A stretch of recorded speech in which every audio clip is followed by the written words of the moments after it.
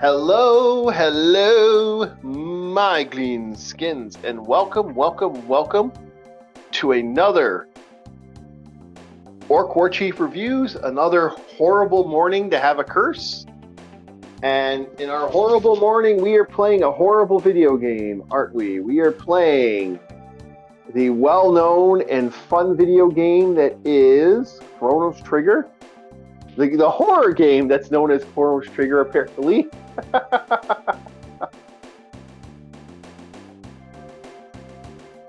And yeah, we are starting up the road, my friends. We are up and running.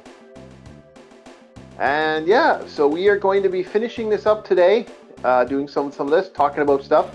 We're going to do a little bit more of part 2 of the fun that is that the article of that guy. We're not going to do all of it because we have to be kind of good and gracious that way. And today we have with us Rum Panda. We have Greetings and good tidings. We have with us Bob the Marauder, and you know me, I'm your Mr. Orc. We are part of a retro community, and around noon we might even have someone else show up. We'll see. We'll have to talk about that topic if that person shows up. Yeah. Ooh, so that's gonna show up, if I may ask. Oh, you'll find out. So if all goes well, we'll have someone show up, and there we go. So this is going to be fun today. So let us start off with just us having a little fun playing some playing some more Chronos Trigger, which is a great game, by the way. Considered one of the greatest JRPGs of all time. I'm not going to disagree with that one. And I'm getting things together, doing a little funny haha here and there. Yeah. I have a running theory, Chief. Yeah. What if I do my typical greeting in the chat in a different language every time? Sure. Because yesterday was Spanish, today's French. Who knows? Okay, maybe the next day would be Kuzdul. I don't think it would be quite that. I mean, I could try it in Malay. Could try to get a Malay translation. Granted, this is Google Translate, so I don't know how accurate it is. I'm gonna have to have fun with this because I can't actually hear if I'm getting the password right. I guess I could put my headphones on, but yeah. So that was okay. I just had to click on the website again. Go on. Yes, I'm subscribed. Sign in. Fuck off. Nope. I always hate it when it's like, hey, are you subscribed? Hey, do you have our letter? Oh, do you want updates? No, leave me alone. Fuck. I don't know if anybody else has that issue when they go on websites. Okay. Am I coming through? Am I roboting at all? No. Okay. I'm worried that I'm roboting and everybody's just hearing like some binary. Okay. No, we're good. We're good. I think we're all going in fine right now. I don't hear any problems on the system there. You know, it's hard to do because I have different buttons. That's always annoying. Okay. Let's set off the trigger. Actually, it's a very fun game. So now we got the everyone's freaking out. Yeah, that was a little hard because unfortunately I don't have the triangle. I don't have the buttons that they want. So I have to like vaguely remember the overlay. You know what I want to do? I want to buy like special overlays for my buttons that I can put on my buttons.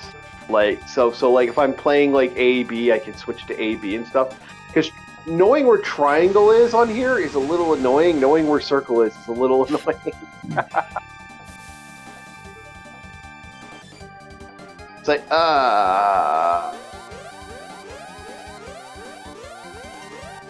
it's not fun, but you know, it's how it is. No, I had overall a good day today for me. I had myself some breakfast hash, and there we go. Get the stream ready. Making my Tim Hortons for everybody. Yeah, I'm actually trying to figure out because I didn't. Well, I do have it bookmarked and all that shit. I don't know exactly where we left off with this. Remember certain we left off just after for his conversation about playing with. Gamification. Yeah. Okay. All right. Yeah. Yeah, and that's about halfway down the mark as well. All right. Oh, it just gets funnier. It does, but we can't do the whole video, unfortunately. I know. Yeah. I'll be quick with it. Also, again, leave the subscription to this guy's thing so that people can read it themselves if they want to subscribe to the Atlantic. Yep. Yeah. If you wish to lose your money, subscribe to modern writing websites in the news. Yeah, we have to give it a fair shake, just like everything else. You can't be an asshole. But yeah, that's going to be the fair shake. This is the fair shake. We're reading this stuff. No, but that's not fair. That's still. It's fair enough-ish in Bob's eyes. It's fair enough. Yeah, right. It's fair enough. All right. I'm the same way where it's like if you make something public, it's fucking public. All right. You ain't taking that back. Yeah, you gotta be careful. Technically, he's not a platform, so he doesn't have the same protections that he's actually a. He doesn't have the same protections. Oh wait, he's not a public figure. He's more of a private individual. Is that what you're saying? No, he's not private. No, he's made it. He's made a public thing, but he's a platform. It's the difference. Like we're technically. Michael, what's up? Welcome to the stream. Yeah, I can be an a-hole and not given a thing a fair shake. Yeah, you can. What about shaking assholes? Again, we're allowed to have our right to our opinion. We're on a platform. There's a difference. Like he technically got, we're technically not getting paid, so it's more of a fair platform if you think about it. Yeah. We're just as broke as the guy next to us. Yep. I look to my left, and it's just like some guy in a nice suit. Oh, right. That's pretty much life on the bus system / subway system. Yeah. Every time I took it, I always looked like a fucking homeless guy. And then I looked next to me as just this nice, dapper businessman who just got a clean shave and smells of cologne. It was like, well, goddamn. Man, I wouldn't want to have that life. I'm not really a, like... Well, I could tell he wasn't in the system for long. Like, he was just signing up for the task. 1, his age. 2, how optimistic he was about it. Yeah. Those were the 2 factors that I'm like, okay, this guy hasn't been in the business for very long. Yeah, it will break you. I can't live that life, man. You put me in the shoes of a fucking 9-to-5 guy working in a phone center. I didn't do too well when I was there. It became violent in a lot of ways. I was like debating when I can take out the boss. Hello, one call center I will say is actually kind of okay to be a part of. I mean, all call centers suck at the end of the day. You get horrible hours and you're treated like shit. But the one I did enjoy was every time I called up my bank. It's the military bank. It's Navy Federal. Yeah. Those ladies are so lovely. There have been times where I've actually, once we finished our business, like whatever I needed to do, I just had a pleasant conversation with them. Like, what are you doing for Christmas with your family? And they'd tell me, it's like, oh, we're going to have our feast, little secret Santa. It's just, it's that part of me that just wants to be fucking human again and talk to people. Yeah. I never fully played through Chronos Trigger. How close are you to the end? Oh, we just started. We're not even like, we haven't even gotten to the other stages yet. We're not even close to the Lavos beginning, actually. We haven't even gotten magic yet.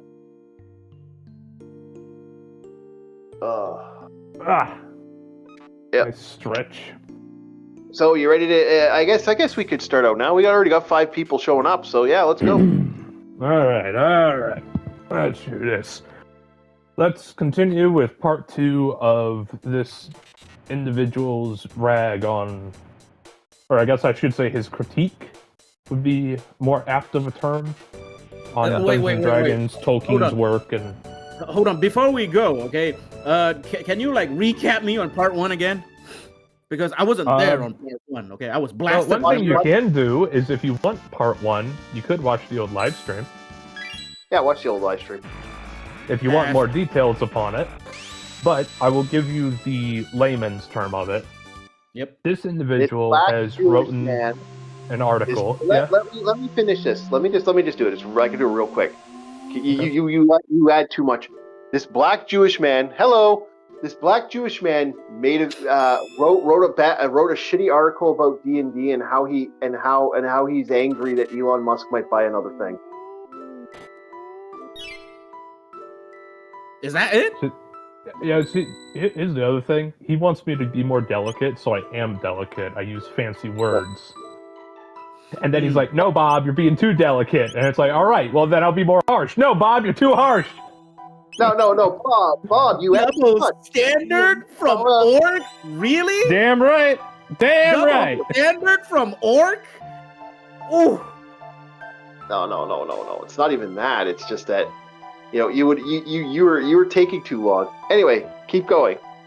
Okay, so there's where we are, Rum. Watch the live stream. The previous live stream, you get more information. All right, go ahead. And you'll also get our opinions upon such things.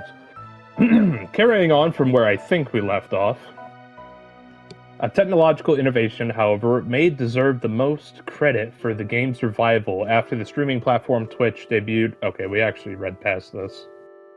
We already talked about. That's okay. Just keep going from there. Okay. Began playing Dungeons & Dragons for audiences online in 2015. Series called Critical Role started their broadcast. Live play games. And I remember commenting on this. It's like, why are you watching a game? Just play a game. Yeah. Featuring professional voice actors. Yeah, and that was the thing that Critical Roles made. Critical Roles is the reason, we ended up having this problem. Like, I hate to say it, this is where we, now he's going to shut us. Hey! We fell off because in the 2020s, I get it, we're alone, we're separated. And then maybe your friend told you about D&D, so you look up D&D stuff on Twitch, probably trying to look into Baldur's Gate and shit like that, And then what do you know? You find about 4 individuals, some of them professional voice actors, other times actors, playing D&D, and it's just like, man, I don't know why. That just feels like a punch in the nuts that these individuals are sitting around a table having fun. Meanwhile, you, the peasant, is forced to watch. That pisses me off. Yeah. Here's how I look at it. This was okay. Just a little side thing, because I'm a fan of D&D, so I knew about this stuff. This started back in 2015. People started talking about their games, and that was their script, more like. Yeah. Players were actually playing legit D&D on YouTube. Oh no, I was talking about like Critical Role being scripted, both Critical Role and Dimension 20, as it says here in the paragraph. Yes, it was. 2, 3. Fuck off! I hate this. Sometimes it doesn't want to properly click off. I don't know why. This little spinny thing I have to do. It's like all it is this asshole giving me magic, and it's like, oh, I want you to run around the laps 4 times. It's like, 2, 3. Now another series expanded the audience just in time for the pandemic. Yeah. 1. Yeah, go ahead, keep going. When people had new need for activities they could do with their friends remotely, boom, Riggs told me D&D became bigger and better than ever. Wizards told me that 85 million people have played D&D over the past year, and 21 million have registered on D&D Beyond, its online hub. Once again, my condolences go to your paychecks. Ah, fuck off. This cocksucker's doing this to me again. Okay, I gotta come back in and come back out. I don't know why that does that. Yeah. Sometimes. Like, he's saying paychecks when I mean like your purse, your bank account. You're threw money at this, and for what? Oh my, got us. You'll join us in an hour if we're still live. Ooh, okay. Yep. Oh yeah. So, all right. Okay. So basically, here's the problem with D&D. Like, Now, here's the thing. This became a thing because people, like, at the time, it was now I know for a fact this asshole is not actually played D&D when he was a kid. I don't believe for a fucking hot minute. He got into the He's an orbiter. Yeah, he is a fucking, he's one of those guys. There we go. See? I think there is a term for that, okay?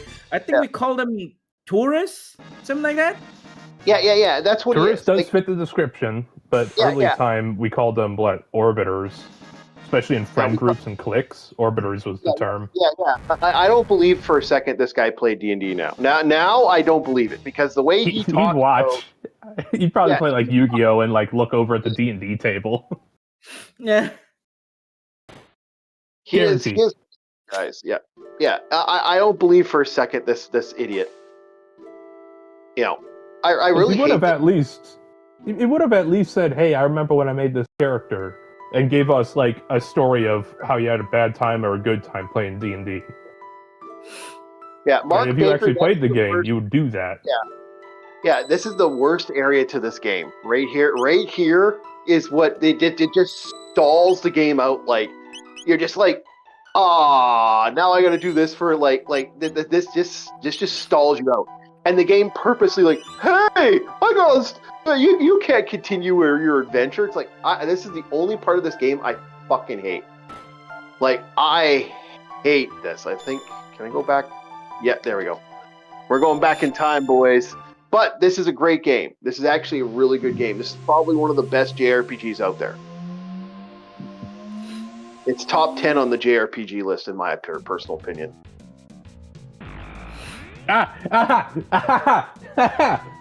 Next sentence. Okay, go ahead. Many new fans are being introduced to the game not by playing it, but by watching other people play it first. Yes, that is the sad truth of that. He's not wrong. Yeah, that's kind of true. He's not wrong. Okay. Yeah. In this format, D&D has become less about combat and more about storytelling and improv acting, unfortunately. Live play has introduced D&D to a new and more diverse audience, more women. Okay. You know that's bullshit. That is truly bullshit. Oh, it keeps going. The list keeps going.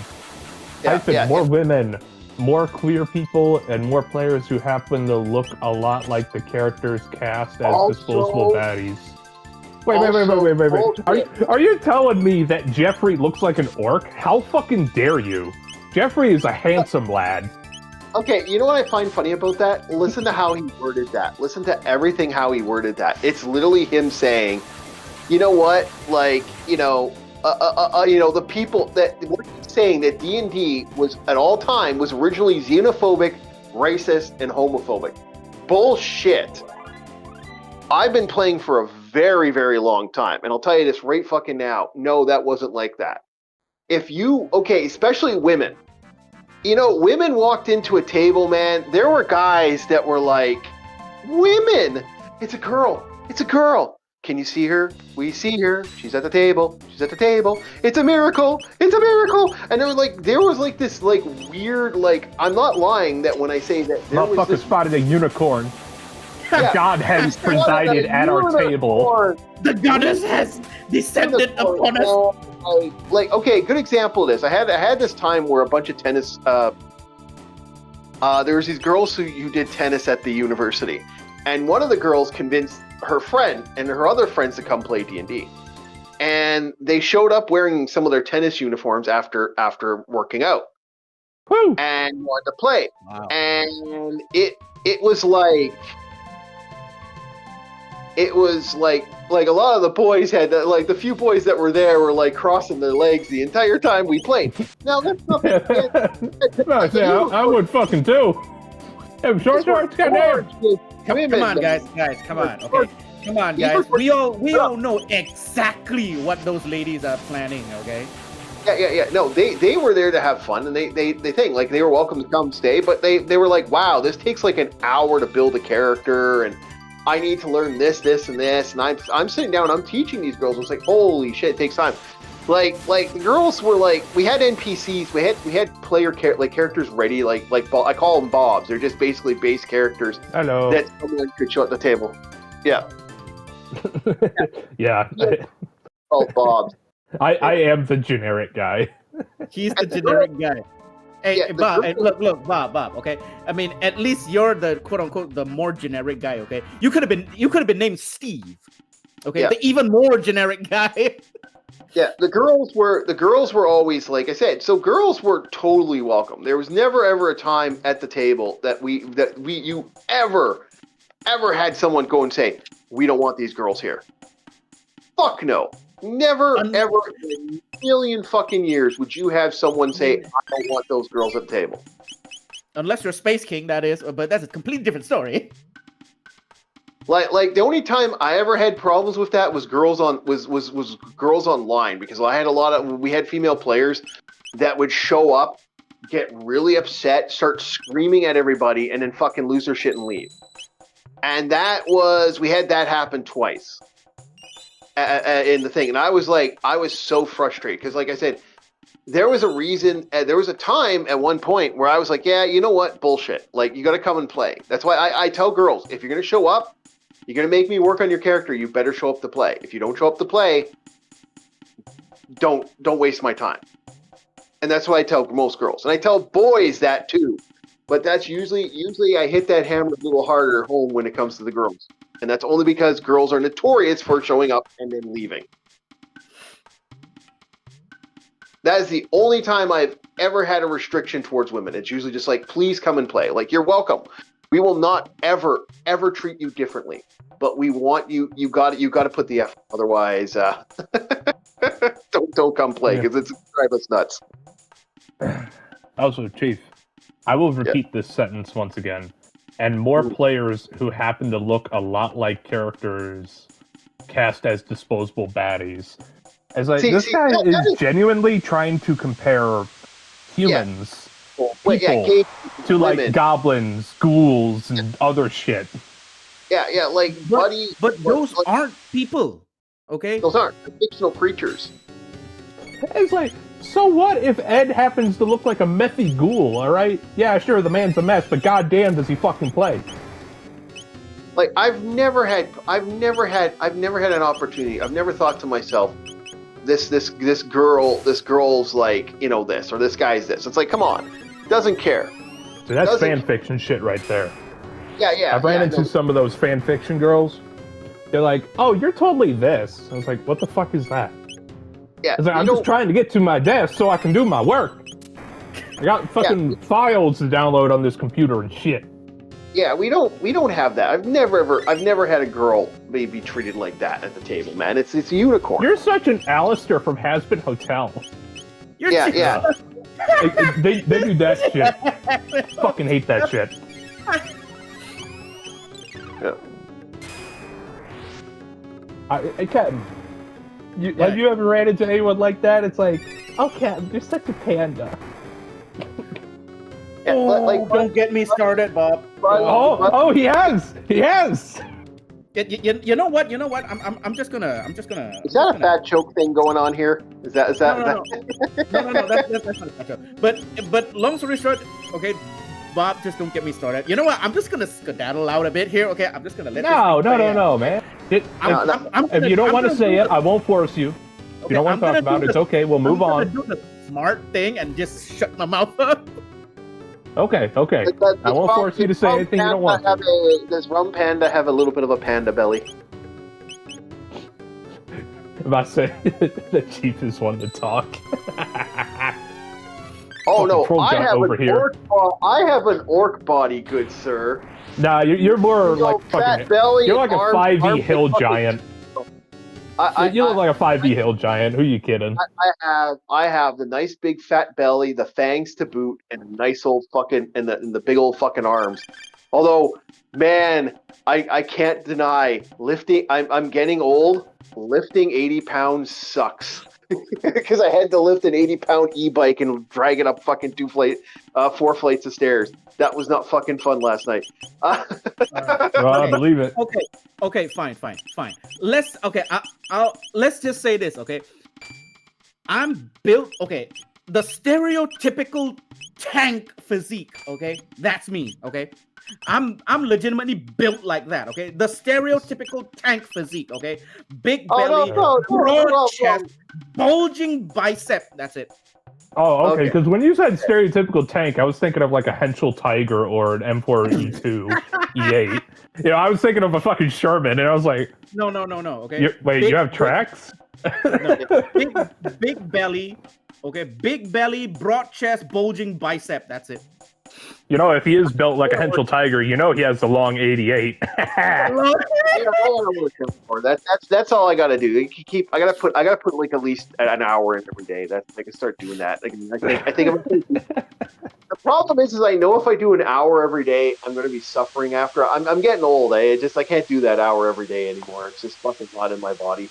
and Cat, you got that long 88. All right, watch out. If you ever go into a city, you'll pull a Kelly's Hero and get your tank barrel stuck on a broken ruin. But okay, hang on. Real talk. Okay, hang on. Real talk. No joke. Orc, Yeah. I know that I know that age is slowly catching up to you, but you don't really need to put in an hour. Okay. Yeah, you do. Okay. No. Okay. Normally, okay, I do like half an hour. Okay. Yeah, I know, but I gotta do more than I gotta do more than half an hour. That's the problem. It's like because I'm fighting age and weight, and that's the problem. So you gotta work out more. You gotta put more in. That's all. Yeah, but again, putting more in doesn't necessarily work if you're not consistent. Okay. Yeah, that's the problem. I gotta. That's the other issue I have. I'm not 100% consistent. Okay. Because Again, okay, if you do half an hour, because you're putting in 1 hour, okay. Again, okay, working out is not something that people like to do. Okay. Now hold on. I know there are gym bros here. Okay. But for quote unquote rest of the people, okay, working out is something that they don't like to do. All right. So sometimes, well, at least for me, okay, I usually just force myself to, like, you know what, every day, half an hour. Okay, doesn't matter what, no excuses, no nothing, just get it done, move on. no, I do it. It's just a matter of like, yeah, it's because I'm physically sore. That's the problem. Yeah, I don't want to. it's the consistency that is the problem. He said doo-doo. See, no, my problem is I'm physically sore. It's like if I could do half hour every day, but my body, like, because I got arthritis, I got back issues, I got neck issues, I got arm, so all this shit with my back and stuff, it's like, yeah, I can't do that. I can't do every day. Like, it just. You know what, Gyarados, okay, you know what, Gyarados. Okay, You mean Gerardo? No, Gyarados. Okay, hey, you know what? Hey, no, Gyaradu. Okay, I'll Oh my god, just say it already. Holy shit. What do you need to tell him? I was gonna say, I'm gonna take you up on that offer someday, all right? You don't even need 30 minutes. Really? Oh, okay. No, I can't. Yeah, I unless you're a fucking athlete, you don't need to be working out that much to stay in shape. Because as you keep doing it, your body keeps getting used to it.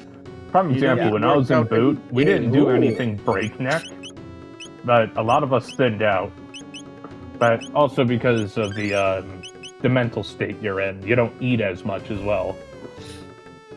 Well, I don't eat that much compared to like I used to, but like, well, actually, the funny thing is I eat less junk, not nonstop. Well, Chief. But anyway, I wasn't talking about that.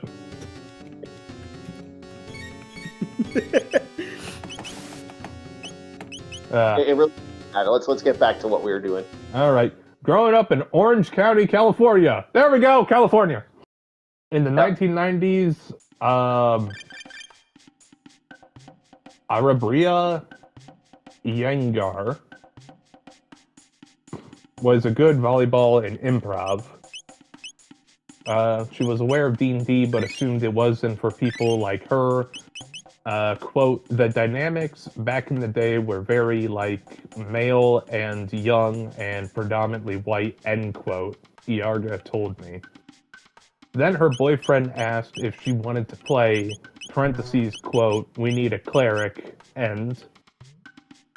and something clicked. Dungeons and Dragons was, she realized, a perfect tool to tell the stories we want to tell ourselves and to others, about ourselves and about each other. So again, not to play the game. She's using it for that artistic platform. That's fine. That's actually okay. But here's the thing. Now, okay. And it wasn't until somebody said, "Hey, we need somebody," that she was like, "Okay." I was like, "So you're telling me?" She was like, "Oh no, this isn't for me. I'm not supposed to be here." One person asked her, and she's on board. Yeah. It's like either she didn't have a grudge, or it really was just a case of a non-issue, and it's like, "Hey, we need somebody to play with us. You want to play?" It's like, "Okay, yeah." It's a non-issue. Yeah, like that was the funny thing about it. Like the idea of black kids not playing D&D. Yeah, I ran into a lot of white people playing D&D as well back in the day. There weren't that many black kids. I lived in a city that didn't have that many black people. There you go. that's the only reason. Same goes for anime. Is like, first convention I went to, didn't see a lot of black people, and then anime started getting bigger and bigger. A lot more black people started showing up, including Asians, including Hispanics. Yeah, it's like the bigger it gets, the more people it goes across, and the more people show up. Yeah, it all depends on the kids, and even that when we used to Stranger Things. Stranger Things had a black kid in it. Oh, the Tonket. If I'm not mistaken, the D&D cartoon also had. Yeah, a black character. There was, because again, D&D, up to this point, have I ever considered D&D not being exclusive? Like, D&D has never been exclusive. Anybody could show up at the table. Yeah, sure, there was a lot of white people that show up to play a table because a lot of people would interconnect. That's how that works, It also depends on your area. Yeah. Like, majority of the black people where I'm from are in the cities.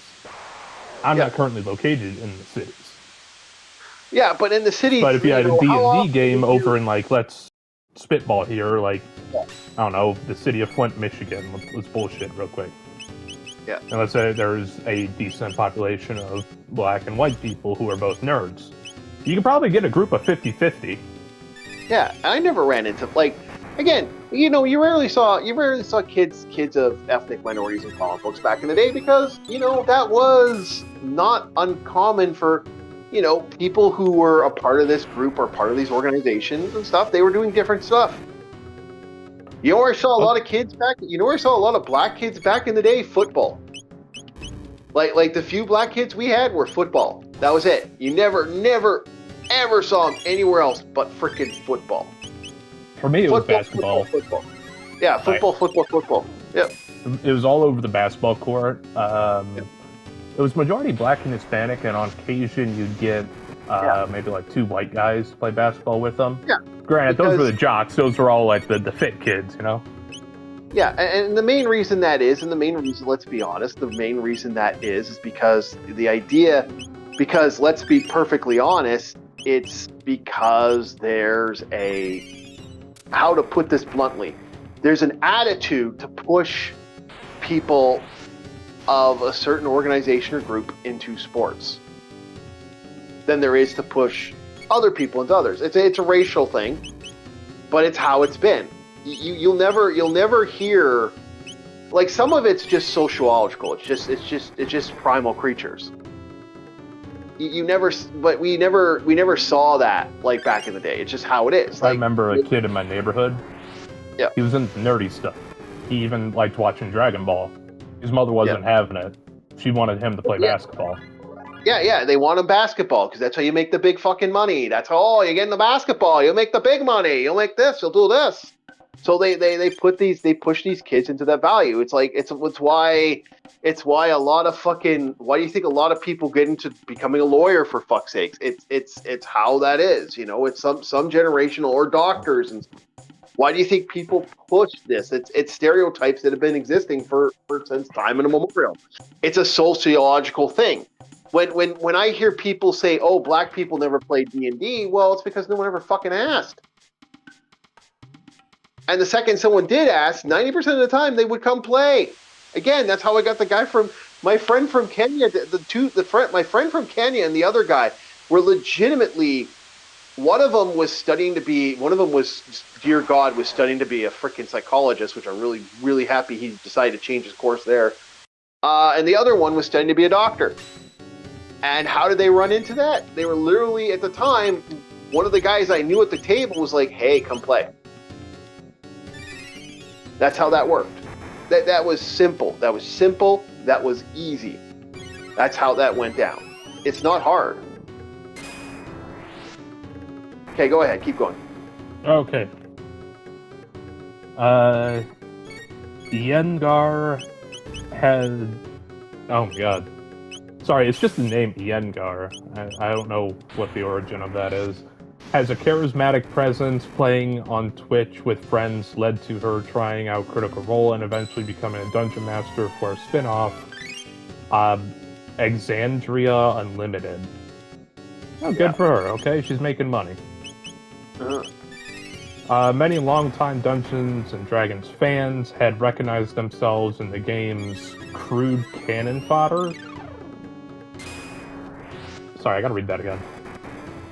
Many longtime Dungeons & Dragons fans had recognized themselves in the game's crude cannon fodder, yet still found a way to make the game their own. Black people, queer people, and women. Austin Walker told me, "We're always there in the community, but always marginalized. That has shifted. We have found each other." What stopped you from looking to begin with? Yeah. That's bullshit. Like I said, what stopped people from looking? I feel marginalized because what? I look like a fucking furball, or not a furball? What are those fucking bugbears? Yeah, no. You want to know what it is? Like I said, it's sociological again. This isn't. This wasn't. If you got marginalized, then what does that make me, Bob? Yeah. It wasn't me. It's what this guy was claiming in the fucking thing that I'm reading. Don't look at me. Yeah. No, that's what I love about this, because in my opinion, it's like this was never ever a sociological thing. Like, it's sociological. It's because, they go play basketball, little Georgie. Go play fucking this. This is what people do. It's a sociological thing. It wasn't something to think. And it doesn't help that the Satanic Panic pushed D&D into a negative aspect because of people fucking freaking out about, elves, orcs turning people into monsters. Like, it's kind of funny. The very thing that the Satanic Panic was pushing back in the day is now shifting to change the Satanic Panic. It's kind of funny if you think about it, because we're legitimately... Oh, yeah. I know what you mean. Which is actually quite surprising that they wouldn't pick up D&D earlier if the Satanic Panic demonized this artwork. It's like there was Dungeons and Dragons book burnings back in the day. I even remember hearing about that back in the day. It was like, if you had some hardliner priest that wanted to make a couple extra bucks, Jesus fuck, they did that. They did that all the fucking time. It was one of the few things that made me kind of chuckle back in the day. There was that man is stepping out of line. It was not uncommon. It was not uncommon for people to have that mentality. Oh yeah. I mean, wasn't it the same thing with, was it Nixon? Who's the guy who said, "That guy's a communist, arrest him"? Yeah. Yeah, I can't remember. It's been that thing. It was either Nixon or Reagan. Yeah, but that's what I'm saying. This was kind of that stupidness of it, So according to this guy, Captain is a bullywog. Yeah. Because apparently we're supposed to look like the baddies. Not saying we're supposed to. He will give a look at you and say, "Oh, you kind of look like this monster," according to these words. So apparently Captain looks like a bullywog. Orcs looks like, I don't know, a fucking hill giant. And I don't know, a goddamn ghoul. Yeah. Yeah, like this guy is... Wait, he's already labeling us already? Really? I'll read it again! I know, but he's not labeling. He's not incorporating a color based off us. He's just saying that we started seeing the significance of the races. Start looking at. Yes, but that's someone who doesn't actually understand the system. That's someone who doesn't actually play D&D. You're full of shit. I now think you're full of shit. 2 paragraphs ago, he mentioned how there are people that looked like these baddies. Yes, but that's him adding his extra zip to the tip. Exactly. And the truth is, the motherfucker should wrap it up. Before he pisses somebody he really shouldn't be pissing off. Yeah, it's not even pissing me off. It's just like I'm not even angry about this. Somebody. Like, he walks up to somebody on the street, doesn't know the guy. Yeah. This guy could be a bit more dangerous than he leads on. It's like, oh, you look like an orc, decked on the ground. Not found. No, he's not. You're adding too much to this. It's not that mentality. He's using metaphors to determine what we are. He doesn't walk up and say you're an orc. And metaphors is a quick way to dance around that. All right, come on. He's basically saying the gays, the this, the that, the marginalized organizations.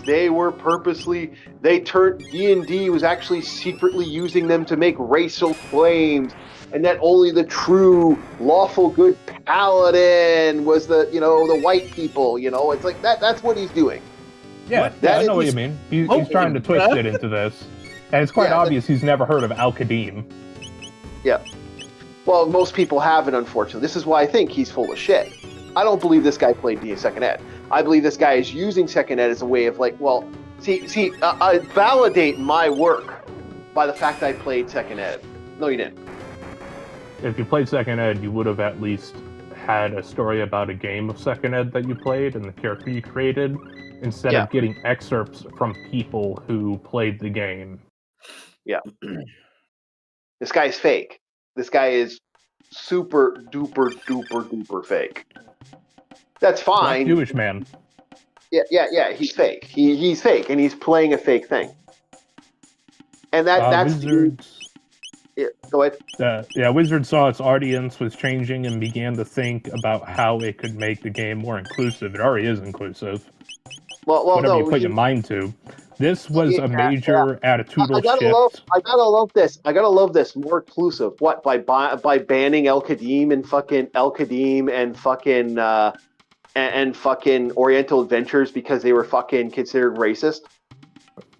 It's not very inclusive of you to get rid of the Muslim and the Oriental campaigns. Yeah. The Japanese campaign, the Asian campaigns, and the Arab campaigns. You can't say they weren't. They have nothing to do with that religion. I'm First thing I thought of, but I really meant Arab. Yeah, but that's right there. That right there is like, oh, really? So the first thing they started doing was putting a banhammer on that. The first thing they started doing was getting rid of race and making everyone a gray blob. Well, then no one like that's the problem. Like, continue what he said. This is where we're probably gonna end it here with this last two paragraphs. We're getting there. Okay. Wizard saw that its audience was changing. This is a major attitudinal shift back in 1975. It was prodded about gender stereotypes in D&D. Gygax had written that he'd considered adding women to sections of the rulebook, including raping and pillaging, whores and tavern wenches, and hags and crones, as well as adding an appendix on medieval harem, slave girls, and going Viking. So I got to talk about that. Someone was being mouthy to him. And like I said, Gary has had to dealt with this shit for decades. So Gary from both sides too. Yeah. No, Gary especially. Is it more stuff for women? Blah, blah, blah, blah. He said, well, because women don't play that often. That's why. He literally said that years ago. He's like it's taking him literally being his sarcastic self, because that's what he would do. Yeah, sarcastic and or facetious. I can see him saying this.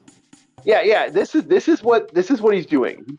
Legitimately, that's what he did when he actually incorporated them. Like that was his response. That was him being fed up with the bullshit. There's a famous moment where he's with somebody. Here's the sentence afterward from this guy. Yeah. The stereotype of a reactionary geek whose hatred for women manifests in imagining them as the victim of sexual violence. Let's say historically rooted. Okay. First of all, bullshit. Bullshit. Bullshit. Secondly, you're talking to Gary Gygax. You know, the guy who, legitimately had a wife and child, and his kids actually played D&D with him. Yeah, you're not talking to a Redditor, you're talking to a made man. Yeah. You're talking about a man who actually, had a family. Oh, I guarantee you, there are people that have a little bit more of a fucked up view on certain things, and they'll throw it into the D&D game. But again, that's them. That's not like a person. That's not us. That's not the average Joe. Like I have a no ahaha rule when it comes to certain things, and I won't allow sex. Like one player started pissing me off because he kept doing that over and over and over again. So I decided, okay, you want to keep doing that? Sure. I'm gonna roll on the pregnancy table and have your character get knocked up. What is that game? Fatal. Fatal. You remember Fatal? Yeah. Yeah, so you want to see what you're saying about D&D even back then is like, no man, you would have a fucking heart attack opening the Fatal book. Yeah, we legitimately so I got sick and tired of this player doing that. So I got him knocked up. And his character got removed from the game. Oh, the Popobawa? No, not that. No, you weren't there for the dragon. You weren't there for the dragon prey. We had a player, good, decent guy, shows up to the channel every once in a while, but he was notorious for wanting to I want to get hooked up with this character. I want to get hooked up with that character. So eventually, he decided to play a female character and get her hooked up. Okay, got her hooked up. And he went, and because he was kind of pushed, in my personal opinion, I'm not there to play wedding catcher with play mate dancer with the players. I don't mind if you get hooked up, that's fine. Just have a little bit of romance and just leave it at that. This guy just kept doing that, so I eventually got fed up. And boy, howdy did I! So basically, what I did was I opened up the Blue Book. There's a book I have called the Blue Book. It's a naughty book. It's about all the weird, fucked up shit you can do in D&D if you wanted to. And I decided to use the pregnancy roll. So he got pregnant. His female character got pregnant. That was the end of his adventuring career with that character. Played it for one session. Got pregnant. Bam, done. And guess what? He didn't bug me so much about that anymore. Hey, Kev, you want some shock value? Yep. Okay. Okay, in the game Fatal, there is a rolling table for circumference. Yep. Yeah. Fatal's pretty nasty. But no, that's what I'm saying though. For us, I don't do that often to players. And the Popobawa Bob, that's something else. I don't do that at all. That's me finally getting really mad, and I'll outright fucking say you're pissing me off. At that point, you're being a complete asshole at the table. I'm done with your bullshit. Here comes this nasty fucking thing. Otherwise, I don't use that monster. That monster is something you don't use. Yeah. I've only made a couple threats over that. I think the only time I've done one recently, a threat, was when we had that bullshit Siberian campaign, where the DM, I did everything in my power not to get mauled by a bear. Where everybody else was like, we're gonna fight the bad guy, and I'm the only one that surrendered, and he still fucking had my character get attacked by a bear. It's like, buddy, what the fuck? You're not supposed to directly do that. You did that on purpose just to be a dick, just to pick a fight with me.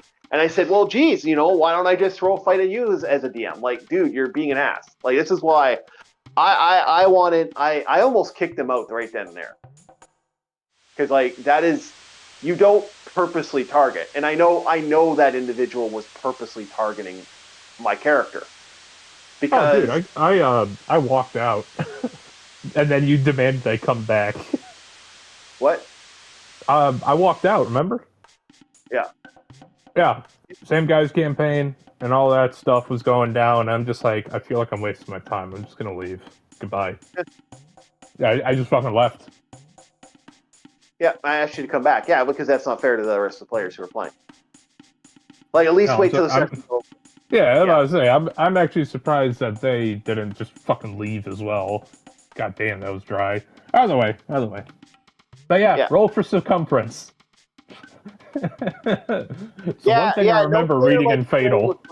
Yeah, that's exactly right. Like this was we you choose a bear over a man. Yeah, okay. But no, I for me, you don't do that to players. You really don't test the player like that, because you test the player like that and you pick on a player like that, you purposely target him. Your session ends real quick. I've had players do that on purpose, where they I've had DMs do that, and I'm like, I'm not interested in playing your table anymore. Like, I've outright quit. I've had players pick on me picking on them, like they feel like I picked on them because they got targeted 3 times in a row, or Rum, why is it always me? Yeah, why always me, bro? Come on, man. Yeah, I don't do that to the players, man. But anyway, let's keep going. We're almost done. Yeah, sometimes Cat likes to be a bit melodramatic. Maybe the dice god just don't like me, man. Seriously. Dude, the amount of natural 20s you got, that is cap. Yeah. Like I look at it like this. Man. I am still shocked and awed. I'm gonna miss this. Okay, yeah. look. The only time I took watch and I got flattened, bro. Jesus. Yeah. No. What I thought was funny was last session. Little side thing. Last session, I created an NPC to help with the giants. They're gonna fight a bunch of giants. I knew there's a chance they could fight up to 20. This guy never got hit, and he has an AC of 8. Meanwhile, Bob's -7 AC just got whammed 2 times. Yeah. Because they need a 10 or better. Like they needed a 4 or better to hit that guy, and I just couldn't fucking couldn't win the day. The goddamn tank is not doing his job. Yeah. No, the tank's being the carry. He's being the carry. The tank's being the carry, bro. Yeah, I don't know what to think about that. Like, that NPC did not get. I got other NPCs damn near almost got obliterated. Both Ivan and what's his face got smacked around, but not the big fucking piece of meat that was supposed to be wiped out in one shot.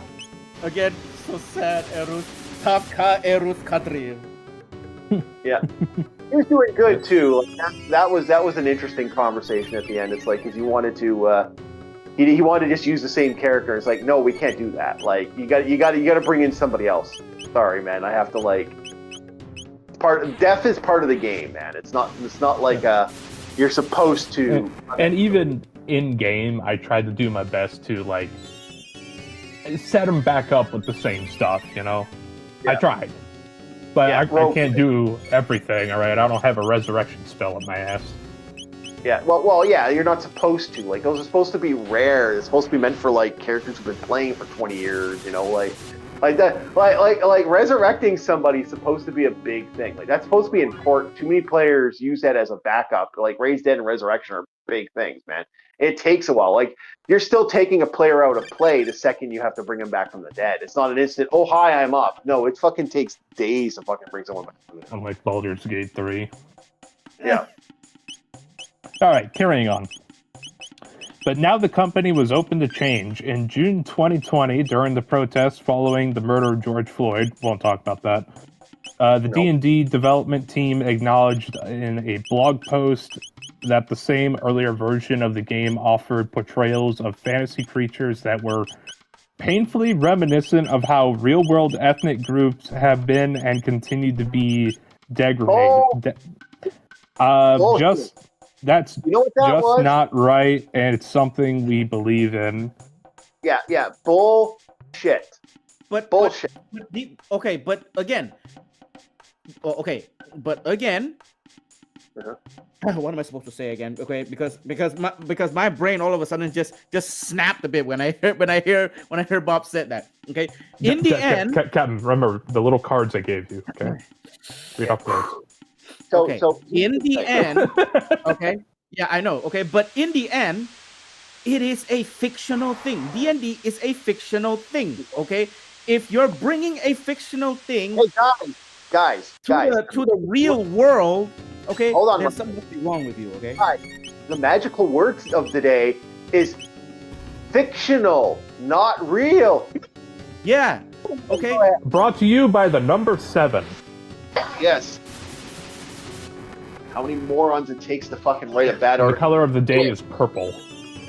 Yeah. Brought to you by how many chat GBC this guy used to create his fucking article. Anyway, go ahead. Dude, I was fucking around with AI yesterday and the day before. I could write a fucking novel with that shit. Like just bouncing ideas off the AI, and I'm like, I could so write a fucking romantasy novel right now. Yep. Anyway, go ahead, Rum. But yeah, okay. In the end, okay, D&D is a fantasy thing. Okay, long story short, it's not real. Okay, and he's applying this to the real world. Well, no, D&D was applying it to the real world. Basically 5e decided, like, crapheads of the coast decided, we're gonna pick a side, guys. We want to feel special like everybody else, and they picked a side during that fucking situation. And by doing that, they put labels that have now effectively been permanently stapled onto a setting that is a fantasy setting.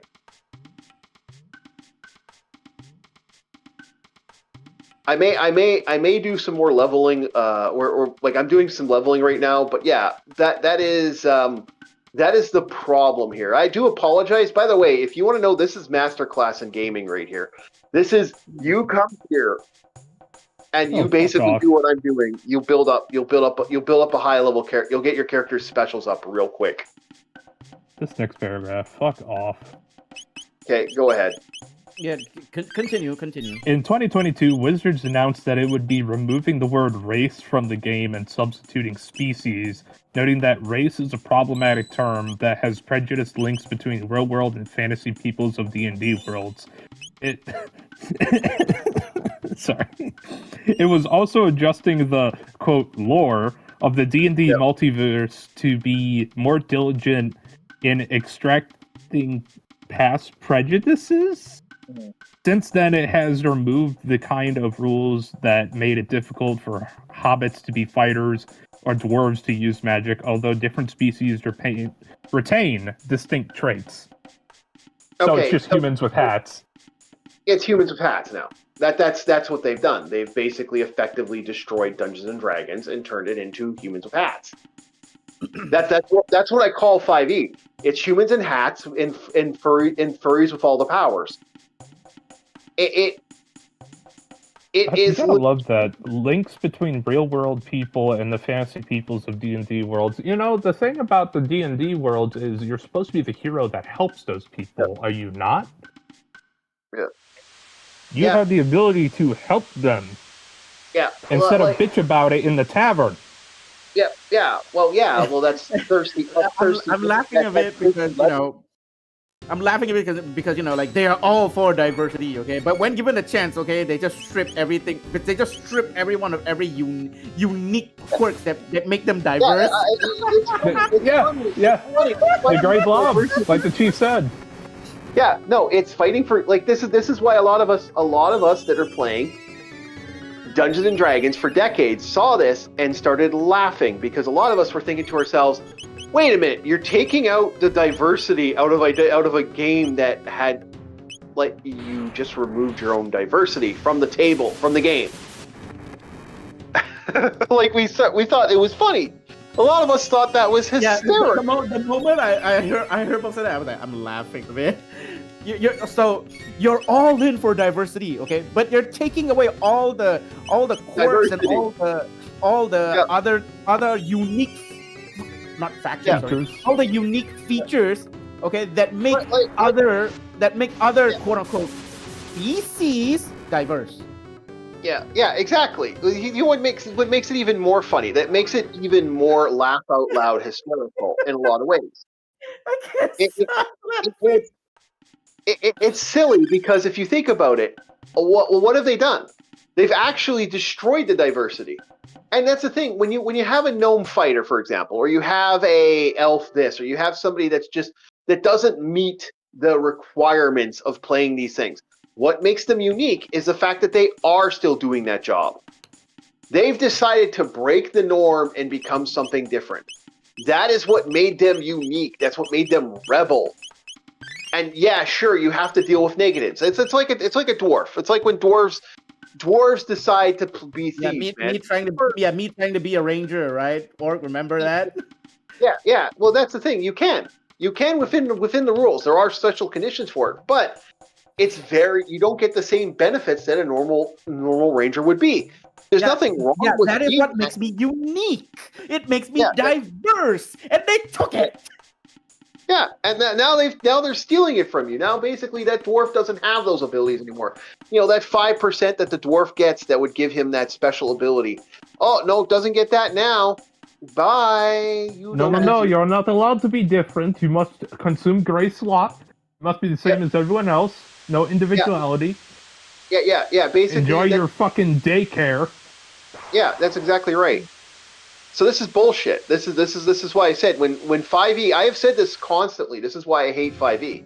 Now you know why I don't like 5e. Rob. Like everything that made Dungeons and Dragons unique and different. No, that's the truth. No. You know, I'm your reading man, and I'm looking at the next paragraph that I have to read. Go ahead. Great. What's next? These changes weren't just about women and people coloring of. Oh, excuse me. These changes weren't just about women and people of color playing.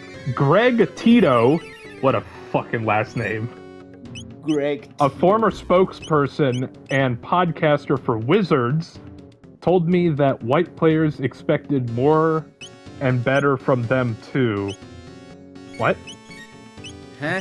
White players expected more and better from them too, and I think it was, significant because everyone was wanting D&D to do better. No, yes, everyone wants Dungeons and Dragons to do better. Is this better? Oh, according to them, yes, but according to reality and statistics, Yeah, no. but that's not going to get you laid. That's not going to get you laid with the pink-haired girl, boys. Oh, sorry. Yeah, Tito, Yeah. get your Shamu, why don't you? Yeah. Well, he's hoping for the goth chick. They're not even Anyway. goth anymore! They're not They're even not. goth! I know. I feel sorry. You took away our goth girls. That is a real crime. Yeah, that is the real crime. I got to date goth girls back in the day, so I got to have the fun that you boys will never ever have. And you know what? You get used to a girl's mouth tasting like coffee and cigarette butts. Dude, I could just go down to the bar and exchange the coffee flavor for beer. Doesn't matter if she has most of her teeth gone. Yeah. No, that's not goth. Now that's I know, it's not goth, it's cougar, but still, it's like, oh, beer and cigarette flavor. Yeah, No, I know what that's like. I had some arms around me. I got the fun that was I got to date the real goth girls. And I got to date the real cougars. Well, I've dated. Well, not really. It wasn't really date. It was more like be forced to be around. Yeah. Sometimes they get a little too loosey-goosey and they get all touchy-feely on you.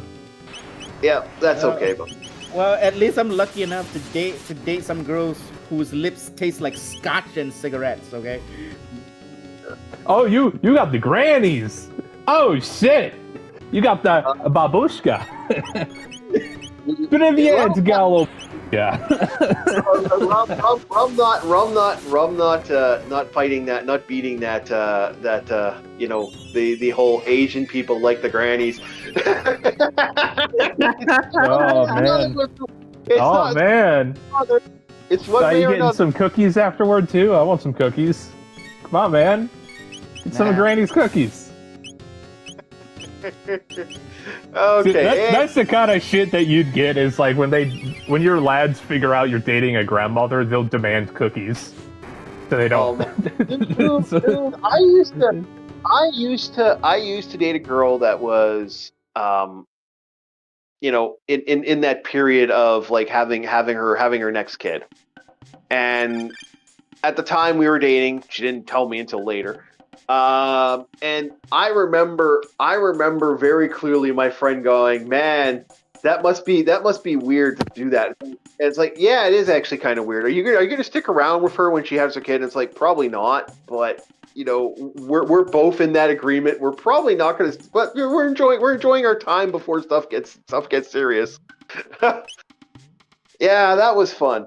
But yeah, I used to get the joke. Do you enjoy breast milk joke over and over and over again? It's like, no, just stop. Do I look like I work at Blizzard? Don't answer that. Yep. Yeah. Yeah, that was. Well, I would have said 4 kids, but. Oh yeah, because back They then. both taste like poor life choices.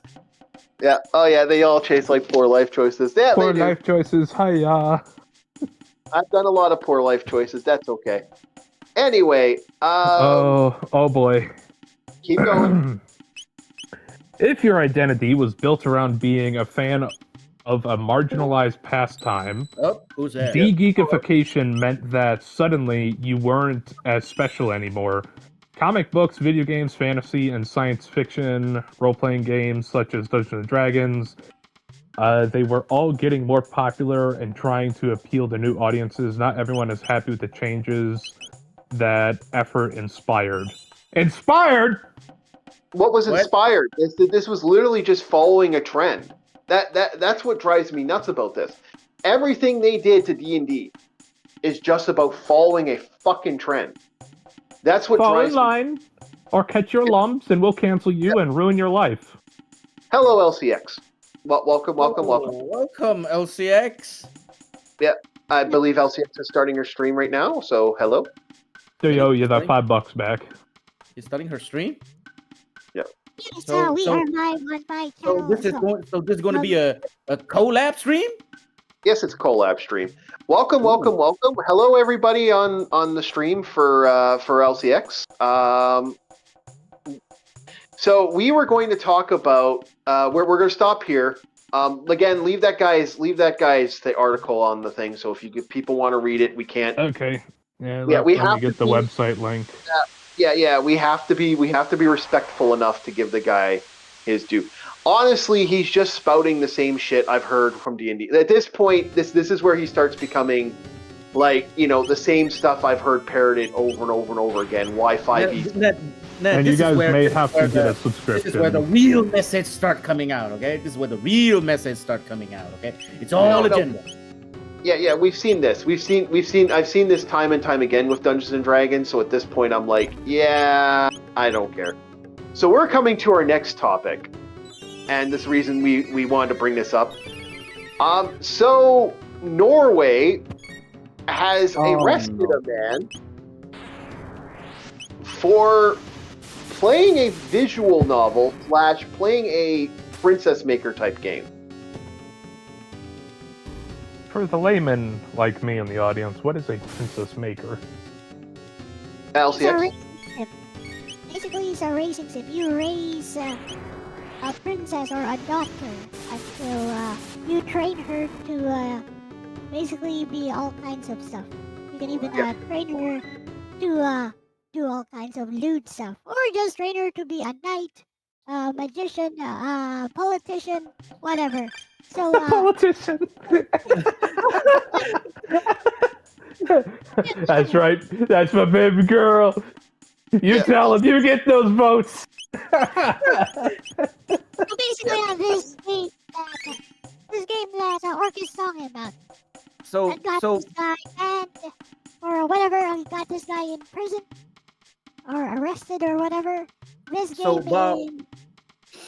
Yeah. So Bob, basically, this is a daddy simulator. So anyway, You back. want to be back, one of my princesses, Captain? Yeah. I'll raise you right. Yeah. And so Well- let LCX finish. Let LCX finish, boys. Come on. Go ahead. I thought she was done. Oh, okay. So Continue. basically, this. So Rob? basically, this racing sim is it's a slave training sim. Yeah. And it is 18 plus. That's basically it. I'm not really interested in that sort of stuff, to be honest. But Orc brought it up for some reason. So yeah. No, I found out about this. I found out about the arrest. See, this has happened. We had what called the infamous hentai crime, where a guy went to jail, was sentenced to a 10-year sentence for having hentai. Then he sued. He got released and sued because it was unjust for him to go to jail for any amount of time, because technically under Canada law, there's free expression as long as it's not involving actual real people. He actually pulled a good thing and sued for fucking $200 million or $300 million, some stupid absurd amount, and he actually won. So for me, knowing that case, I'm offended by the bullshit of this of this stuff personally. Like for me, I'm just like, really. So yeah, this caught my attention. So yeah, this guy got 3 years apparently in jail. He's going to jail for 3 years for admitting to playing the game on, I believe the setting was what exactly was the setting there? It was like he was on the nice setting. Basically, he turned off the lewdness, because you can actually He turns off the 18. He turns off the 18 plus. Okay. Yeah. So basically, this was like control. Like, you can't do any of the awful stuff. Like, it's an awful game in some ways. Like, some ways it's based off the creator is the guy who created the My Tentacle Monster one, where the guy falls in love with a tentacle monster. That visual novel. It's the same guy. There is no My Tentacle Monster visual novel. Are you talking about Saya no Uta? Yeah, that one. Okay, I thought you were talking about Jingai na Soyome. The I mean, was it that the monster's bride or the other creature's bride or some shit? Saya no Uta is actually a decent story. It's a good psychological thriller visual novel, so it's kind of insulting to reduce that to, falling in love with a tentacle monster. But I think that's one way of No, seeing I know what you're saying. I do know what you're saying, and I do kind of agree. I agree with what you're kind of saying there. But what I was trying to say, I'm just using the simplest terms for those who wouldn't know that information. Yeah, for me. Yeah. Like again, it's very simplistic. But the thing about this was that apparently the reason he got in trouble, because I read into it a little bit, the reason is because there are the chances of doing the acts, and what already happened to the girl, who already was abused. So, yeah. The fictional character was already abused, blah, blah, blah. I got it. Yeah, but Basically, delusional people. Yeah, so this is absurd and on every level, because one, it's a fictional character. I will always be like, knock that off with the fictional characters. Fictional characters don't, come on, like seriously, do you really want to go down that pipe dream? It's a bad road to hoe. Like, Chief, okay. You've been in bad places, I've been in bad places. Imagine you're sitting in the rack next to the guy and he asks, what got you in? How'd they get you? And he's like, I was playing a video game. you remember that meme when Bob said that? I immediately think of that meme. It's like, what are you in for? Oh, I played a Daddy Simulator. The entire prison is like, oh my god. Yeah. Get me away from it. Get me away from it. I can't believe this lameness. Like, it's lame. It's overly lame. Like, here's the thing now. The problem with this is, does that mean Norway has just basically declared war on Japan? And even so, if I remember the criminal system over in Norway, On the weekends, prisoners can go on weekend furloughs, so they can go out in town, maybe get a job to work for the weekend. You know, to try and rehabilitate them to society. But it's like, what are you going to rehabilitate from a guy picking up a controller and looking at a screen? Yeah, like, there's nothing like this. Isn't the actual stuff? Like, there's no real children. Also, this makes me kind of laugh because there's a game that came out that's loosely based off Norway in general. It's called Mine. It's like Polish. It's created. I think it was created by a Norway group. It's My Livden Child, which is basically about a child who is a product of, you know, half German, you know, half it's either Norwegian or Ukrainian. I can't remember descent. Who's basically, you know, you adopt her because she's in trouble because no one wants to take her because she's part of the invading army's kids. She's one of the many kids that does that. There's what is that game now? Now is that game going to be now banned because she technically, you know, that character gets abused? Oh, you got to ban that game, even though that's like something that they would fundamentally like support talking about. It's absurd. I'll be real. The kid didn't have a choice. Yeah. Wait, hold on. I always feel bad for kids in situations Hang like on. that. Okay, hang on. Let's back up a bit here. Okay, about the game here. You said that the quote unquote the female character in that game got abused, right? Yeah. But if I remember correctly, the player or him is not the one doing the abusing, right? You can. It's very similar to. Yeah, I know he can. But if I remember correctly, okay. If I remember, okay, now again, take this with a grain of salt, okay? The player or the person now in prison, okay, did not do anything abusive to the in-game character, right? Well, no, that's even worse because it doesn't really matter. The guy, unless the guy actually has a criminal record, what did he do wrong? What did he, as a person, do fucking wrong?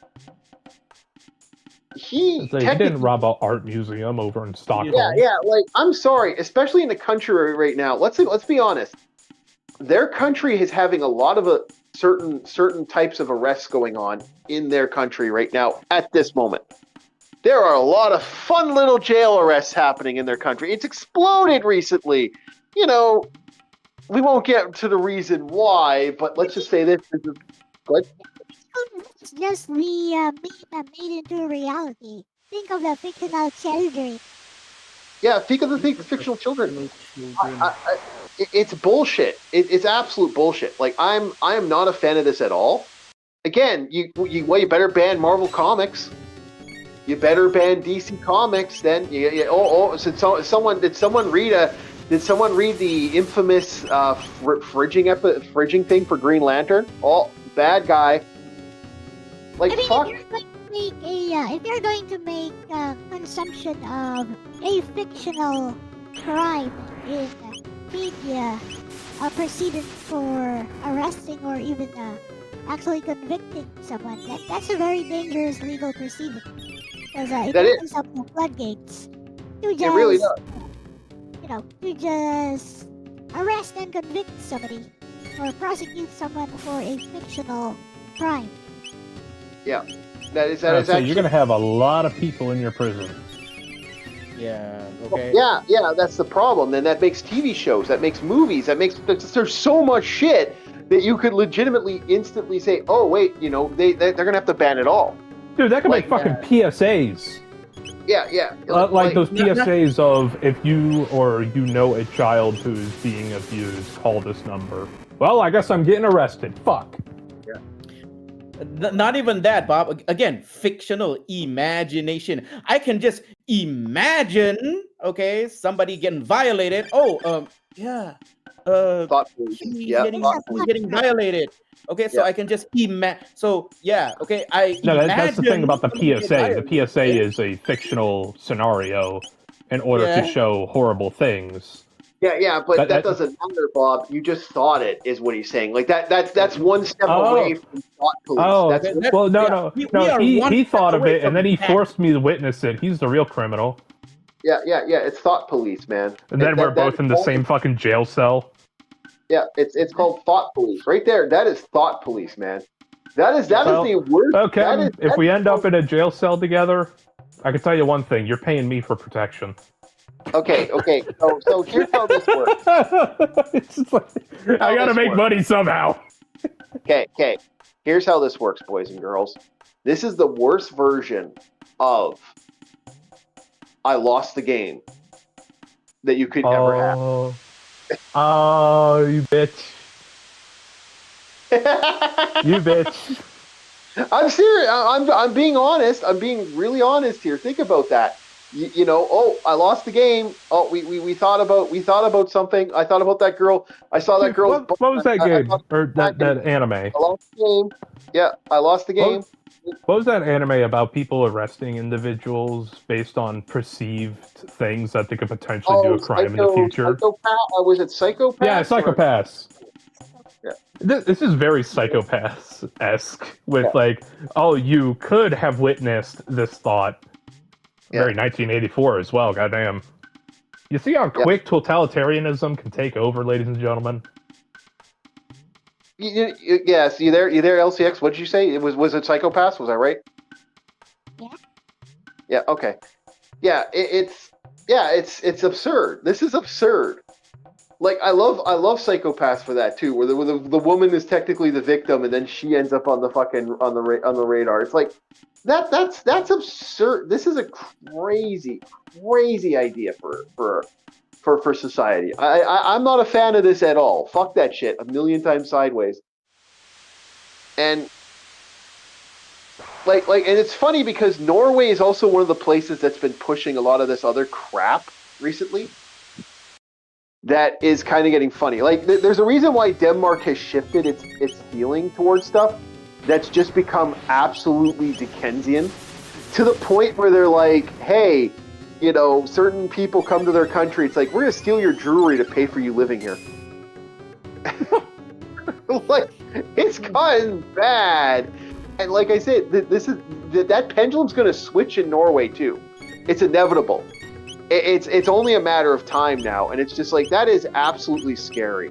In my opinion, that is like, I find this more unnerving than anything else. Like, this disturbs me because, like, any dirty thought, like any bad thing. Oh, hey, you ever thought of robbing somebody? Gone.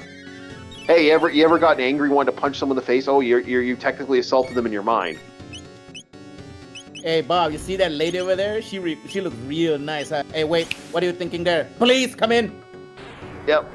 Sorry, what are you talking about? I was looking at the birds. Yeah. Oh my God, Bob, you're into bird police. That is my honest defense. Is like, I was bird watching, officer. Look at that. You're bird It's watching? a cardinal right there, and a blue jay. You're bird watching. Oh no, animal cruelty. Police, get him. Yeah. I'm not touching him. I'm not doing anything to him. In fact, oh wait, the birds are fighting each other. The birds are fighting each other. Okay, so here's the thing. We're in dangerous territory with this. I don't like this. And I also don't, like I said, the funniest thing, like I said, Norway has a huge crime problem right now with a certain thing that's going on in their country. Japan doesn't have that problem. Their entire country, maybe 2,000 of that crime might have happened. Now, mind you, they have a little less. You're talking about that problem. Yeah. Norway has a huge problem right now, and you know, not the other way around in Japan right now. Japan doesn't have that problem. And it's just kind of amusing that the place that has all this lewd stuff coming from it is like, yeah, they're not having these issues. It's like, it's almost like if you have a society that actually follows a social contract, you know, people stop, you know, doing really horrible shit. Huh. Ain't that funny, boys and girls? Right? Like, am I being honest? With a proper social contract, it's almost like you don't have to worry about that. When people start, you know, believing that, you know, they're not a part of the whole, that they're only out for themselves. Oh, wait a minute. Yeah, you know, all of a sudden, all this horrible stuff happens. You know, oh, well, give me. You know, oh, wait a minute. Oh, social contract. Like I said, if you keep to your social contract and you keep to your strict laws, like Japan will fucking crucify you if you're not careful. Like their laws are pretty Yeah, their aggressive. laws are very strict. Yeah, they can be. And that because of that, like yeah, you fuck around, you find out in Japan. Like they'll put people away and now they're really If I remember, another streamer actually find out, right? If I remember, Yeah. there is another streamer. Not the who again? Not the Monty Smoley, but there's other people that have been Yeah. finding out. There are people finding out in Japan, and there's people actually acting against it. Like there's some serious aggression going on in Japan now that wasn't going on before, and it's rather amusing that this is starting to happen now. Finally, So yeah, okay. So for those who don't know, okay, you don't really want to mess with Japan, okay, when it comes to the law, all right? well, yeah, they're now starting to crack down on on people doing stuff that are like tourists now, which is true. They've never cracked down on tourists. Like this is kind of becoming new. As more of this bullshit's happening, we're starting to see tourists like getting really cracked down on Japan. But that's a side note. We're talking about Norway and its stupidity. I don't know. Like I said, I am shocked that they allowed this to go as far as it did. To be perfectly honest, boys and girls. And yeah, I wanted to. So L, you want to add any final thoughts before we move on to the next topic, or do you want to stick around and talk about Halo killers? I don't really care. You don't really care? Okay. So your final thoughts, actually, Al. We'll give you the floor. I have no thoughts on the matter because I don't really care. Okay, you don't really care. Okay. All right. That LCXs, I don't care. I find this disturbing and creepy. Bob, do you want any final thoughts on this topic? Raise your kids right so they don't make stupid laws like this. Get that anime girl into politics right now. I'd vote for her. Yeah. I Hatsumiku for president of Norway. I wasn't thinking of that, but it was just like that daughter simulator game. It's like, all right, I'm gonna make a politician for every seat of the house. Yeah. By the way, as a side note, that genre of game is very popular, especially for the hentai genre. Yep. Oh yeah, Princess Maker's been around for a while now. From what I don't know much about it, but yeah, it's been around for a while. It's considered a retro game, Princess Maker 2. With that said, yeah, I got nothing to add. I mean, I told you I wasn't interested in this in the first place. I mean, it's Norway's problem. Who cares?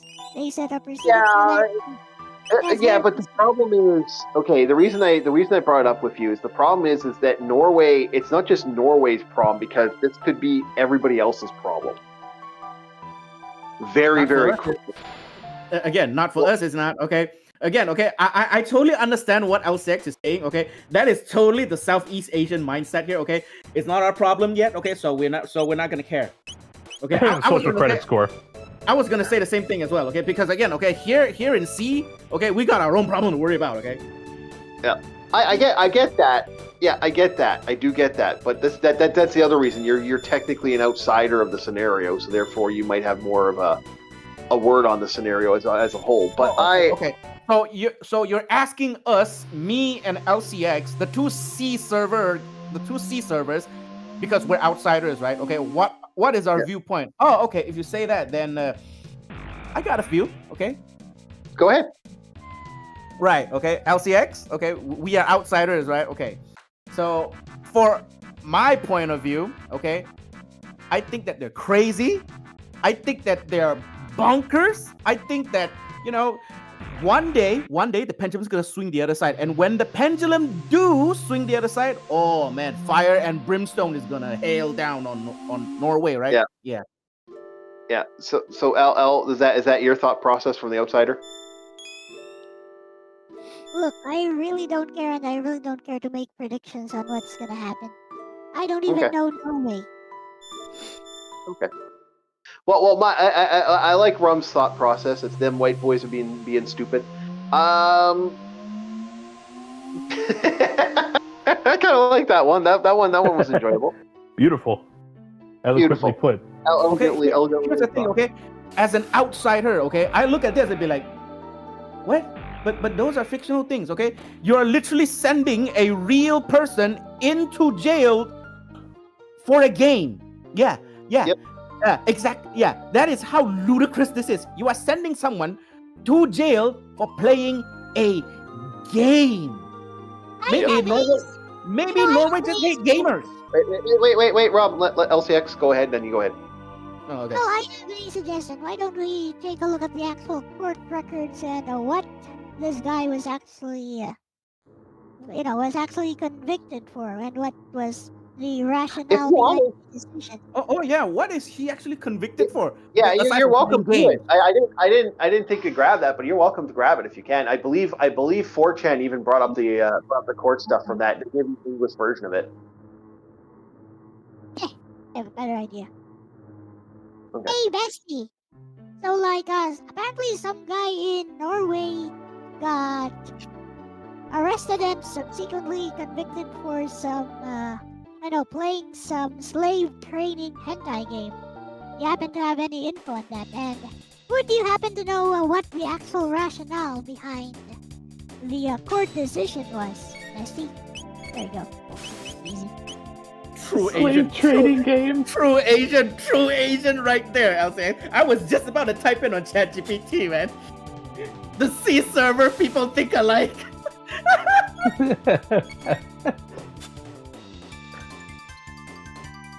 We're both C's, okay? So yeah, we think alike.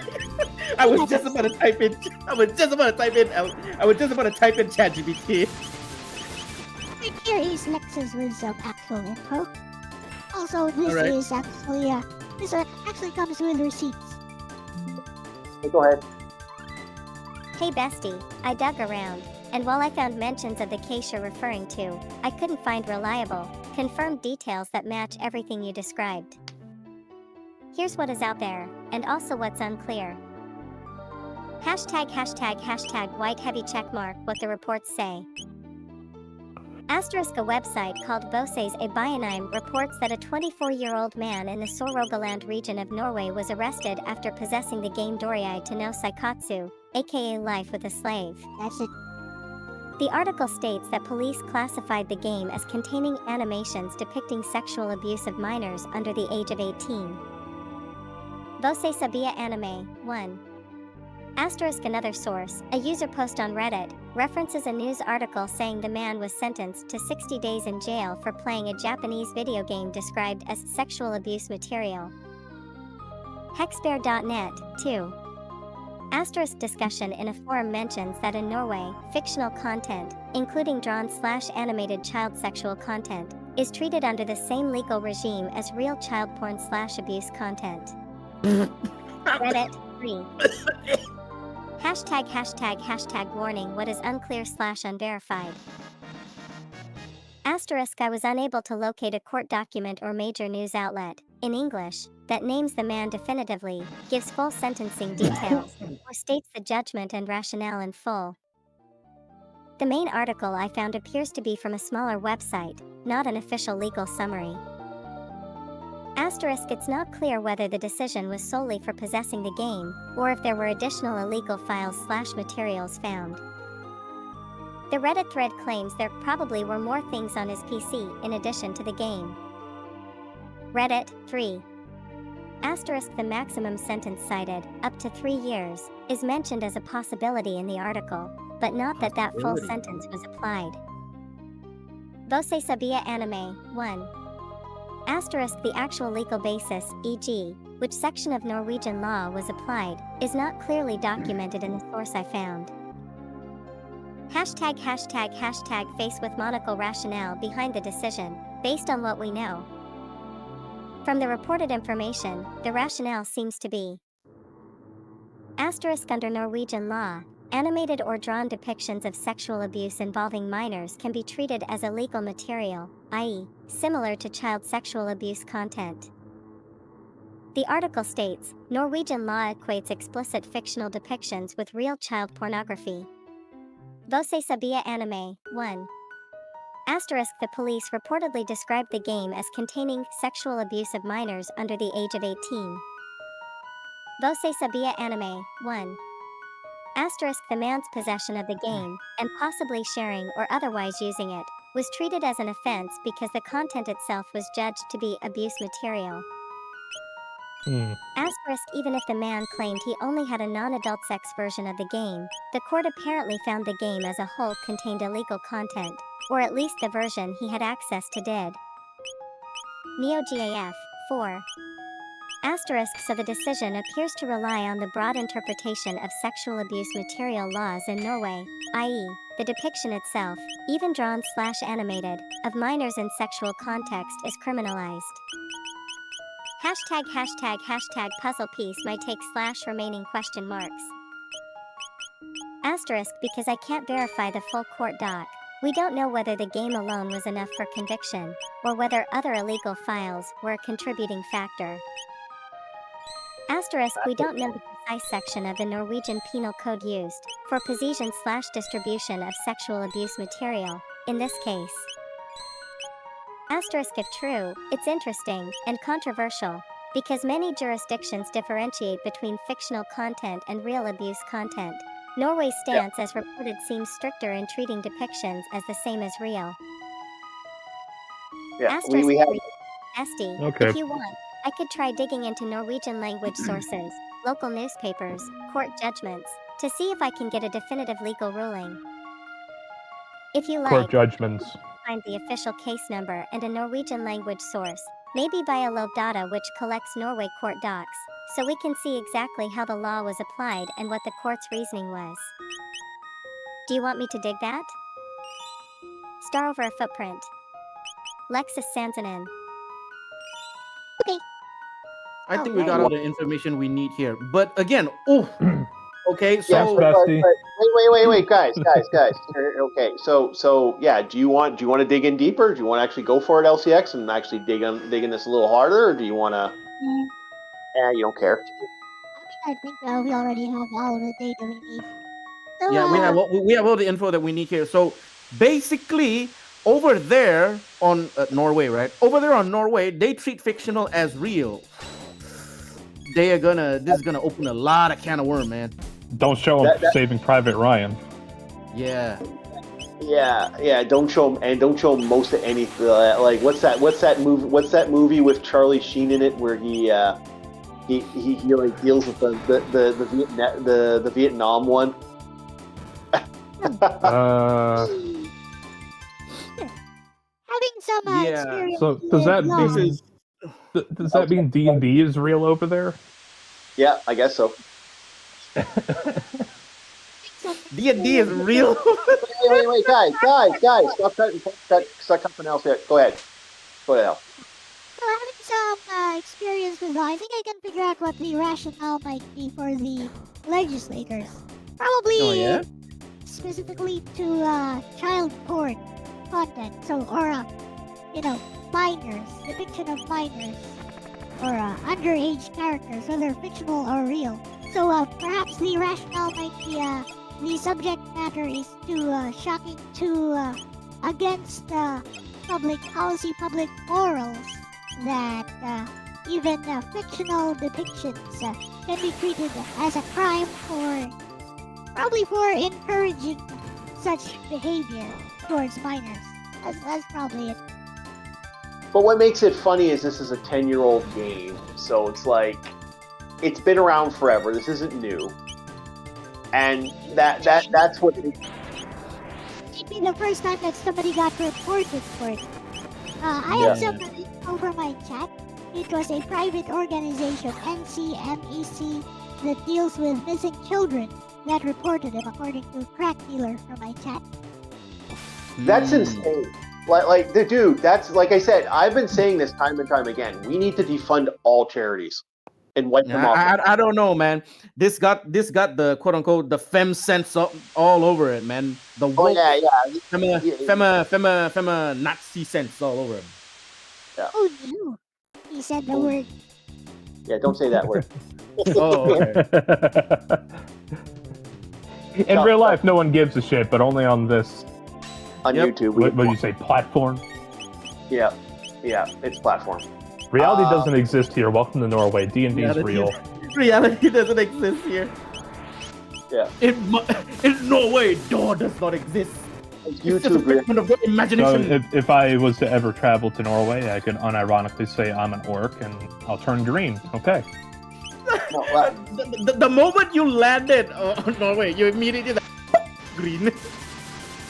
yeah, I'm not. That's too good. I'm not into this at all in general because of I mean, not like you don't even have to like that means is that any form, but the fact that an official organization that I actually know was at one time really good, that's an organization that helps find missing children. That was a big thing with them with the Native American stuff. They were finding a lot of Native girls that were going missing.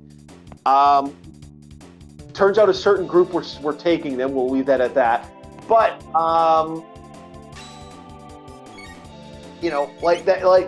that's a good group. But the fact that they went after somebody are you fucking kidding me? This is what you want to go after? That's.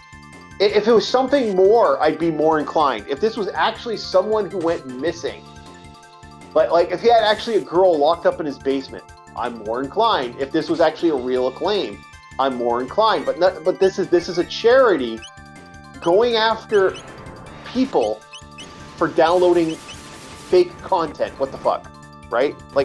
Am I the only one that thinks that's insane? Nothing like overreach. Before you know it, everything's going to have a social credit score system if we don't step our foot down. I heard a friend of mine say, a certain orange man isn't doing enough. And, this makes me inclined to agree just because what the fuck? No, this should never be a thing in real life. Fictional, okay, whatever. You want to fictionalize bullshit, whatever. Okay, that's your fucking float your boat. You want to make stuff, okay, but the fact that a charity organization did this is that really makes me that really unnerves me. Okay. Actually. So I was gonna have to ask you, it's what the fuck do you expect our president to do? It's not even his country. It's called. It's Norway. No, What do you? No. You are absolutely right. It's not his country, but guess where that charity's from? Okay, very well. Oh, Okay, all right. I mean, hell, even if they are knocked down as many pegs as possible or are diffused completely, what's stopping them from setting up anchors in, let's say, Norway? They can set their roots up in Norway. This is why I say, well, no. Once I guarantee you that they get a lot of money. They're not going to go to Norway because then they cost them. That's true. You got to take out the fucking. You got to take them out at the chaff, man. I keep saying it, the two biggest problems society had, charities became profitable and protesting became a job. The second that became, those issues came up, our society's just fucking brings the fucking shit. And that's You why can no longer talk to your neighbor before it turns into a screaming fest. At least that's how it was in California. Yeah, it was that, it's gotten that bad, and I don't, it never was. Over here, everyone's pretty, on level. But in California, there's a reason I didn't like talking to people, because either there was no conversation to be had, or they were just fucking nuts. Yep.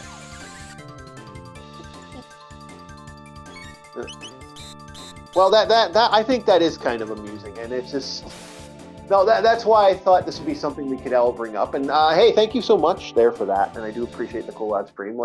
We could always do Halo killers later because we still got to look up and find a proper Halo killer list. Hey, ask best. Ask best. That's your bestie. Yeah, ask best. What is a good Halo killer game? No. Ask her. Give her a list of all the if she can name off all the Halo killers. Halo killers. Okay. Yeah. Hey, Bessie, we're doing a collab with Archie Reviews channel today. He wants to know what are the best Halo killers. So probably which games are actually better than Halo, according to you. Yeah, that's it. Okay.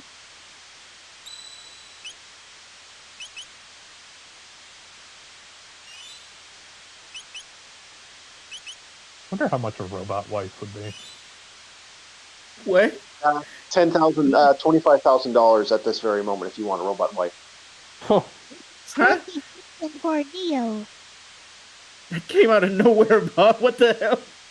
I mean, hey man, sometimes it's lonely. I don't need an extra mouth to feed. All right, I barely feed myself sometimes. What did I say, LPX? What did I say? The Westerners are starting to get lonely. They want to find those AI girlfriends. It's not an Asian thing. It's more of a Generational thing. Yeah. Well, since you guys mentioned that, I guess it's a good time to recommend a visual novel by Key/Visual Arts called Harmonia, which touches quite a bit on that premise. You know, humans, like human companions being replaced by AI robots, but in this world, the AI robots are actually sentient, so they are able to feel.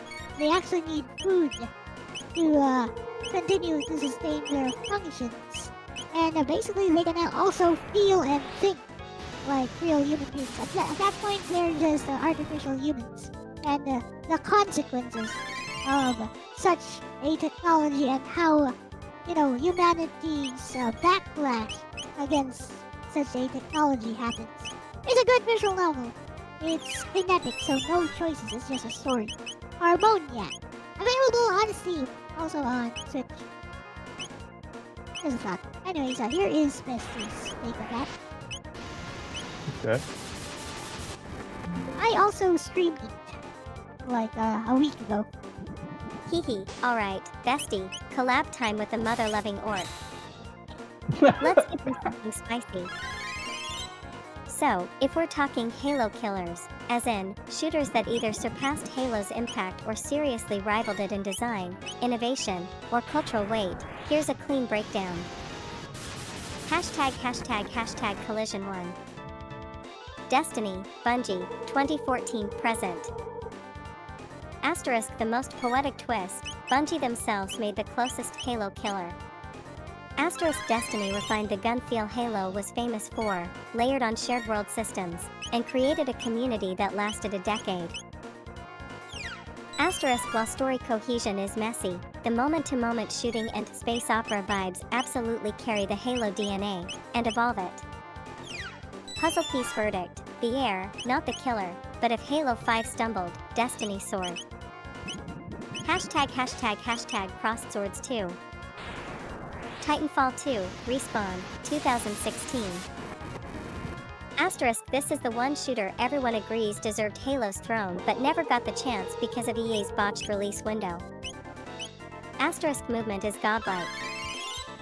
Every wall run, double jump, and slide feels alive. Asterisk the campaign is a masterclass, emotional, tightly designed, and endlessly replayable. Puzzle piece verdict, asterisk if Halo defined weighty shooting, Titanfall 2 defined flow. Asterisk. ### Fire 3. Killzone 2, Guerrilla, 2009. Asterisk Sony wanted this to be the Halo killer, and for a while, it felt like one. Asterisk gorgeous graphics for its time, intense atmosphere, and weighty controls that divided players. Asterisk it didn't have Halo's charm or community stickiness, but as a statement piece, it hit hard. Puzzle piece verdict, all style, solid substance, but never quite dethroned the king. ### Brain 4.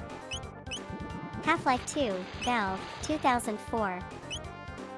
Asterisk not a Halo killer per se, but it absolutely outclassed Halo's narrative sophistication, physics-based gameplay, and pacing. Asterisk while Halo went cinematic, Half-Life went immersive. Asterisk it influenced nearly every FPS that came after, including Halo's own evolution. Puzzle piece verdict, Halo-inspired shooters, Half-Life-inspired storytellers. ### Alien Monster 5. Metroid Prime, Retro Studios, 2002. Asterisk released around the same time as Halo CE, yet built a completely different philosophy of exploration and atmosphere. Asterisk the sense of isolation, scanning, and discovery. It's the anti-Halo in tone but arguably superior in world design. Puzzle piece verdict, asterisk not a killer, a parallel evolution. The thinking person's Halo, asterisk. Hashtag Skull6. Crysis, Crytek, 2007. Asterisk graphical powerhouse. Sandbox combat. Cloaking, armor mods, creative freedom, Crysis made you feel superhuman in a way Halo didn't. Asterisk problem? Weak story, forgettable villains. Puzzle piece verdict, beat Halo technically, not spiritually. Hashtag 7. Battlefield, Bad Company 2, DICE, 2010. Asterisk Battlefield's destruction and scale made Halo's enclosed arenas feel old school. Asterisk but it lacked the personality of Chief.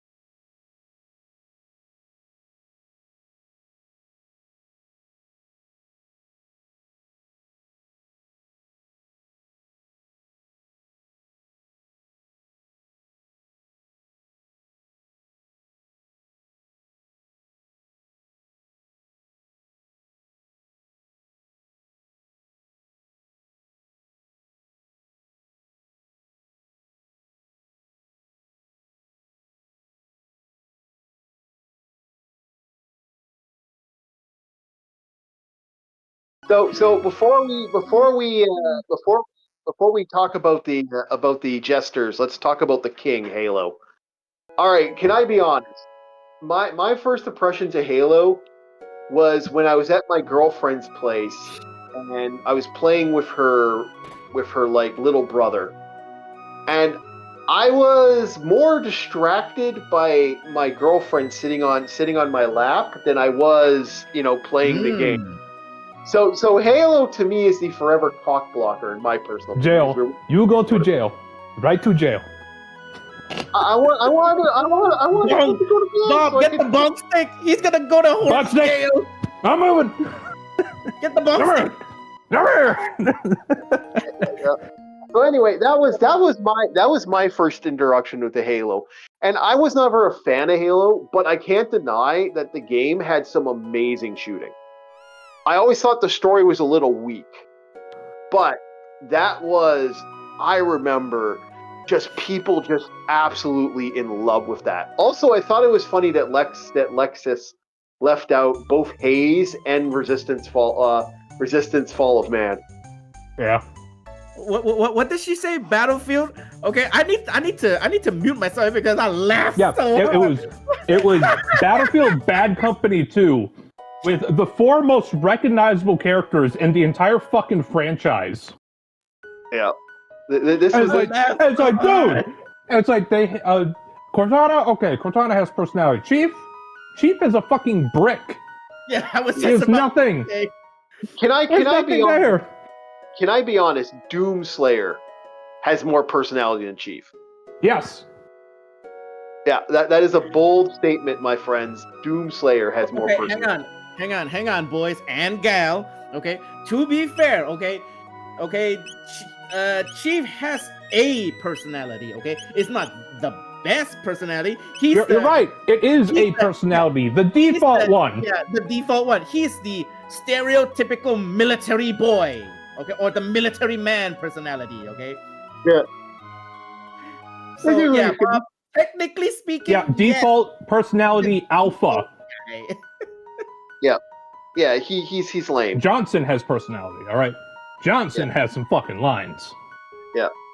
So yeah, to me that was more of a funny thing about the Halo stuff, and I knew it was going to be brought up. But yeah, the King. Let's be honest. Halo was a beast of a freaking game. The shooting mechanics were top notch. Probably some of the best shooting mechanics of all time.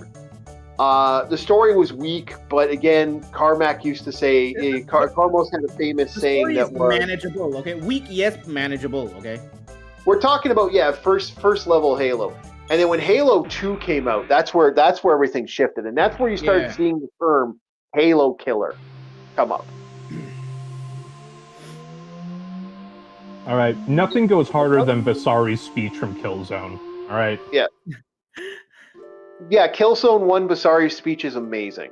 We are literally talking over else. But we are. Yeah, really? A little. I didn't hear her though. Yeah. Are you still with us, Al? I wasn't saying a thing. I don't even play that game. I know you don't play these type of games. Well, did you play Metroid Prime or no? Nope. No. Okay. So this might be a little thing for that. So we won't get we're yeah. So this is a little. I feel a little bad because we're technically talking. Yeah. I hope Elle doesn't mind that we're going off like this. But another one. You don't care? Yeah. I'm working on. Well. I think I know something that LCX might care.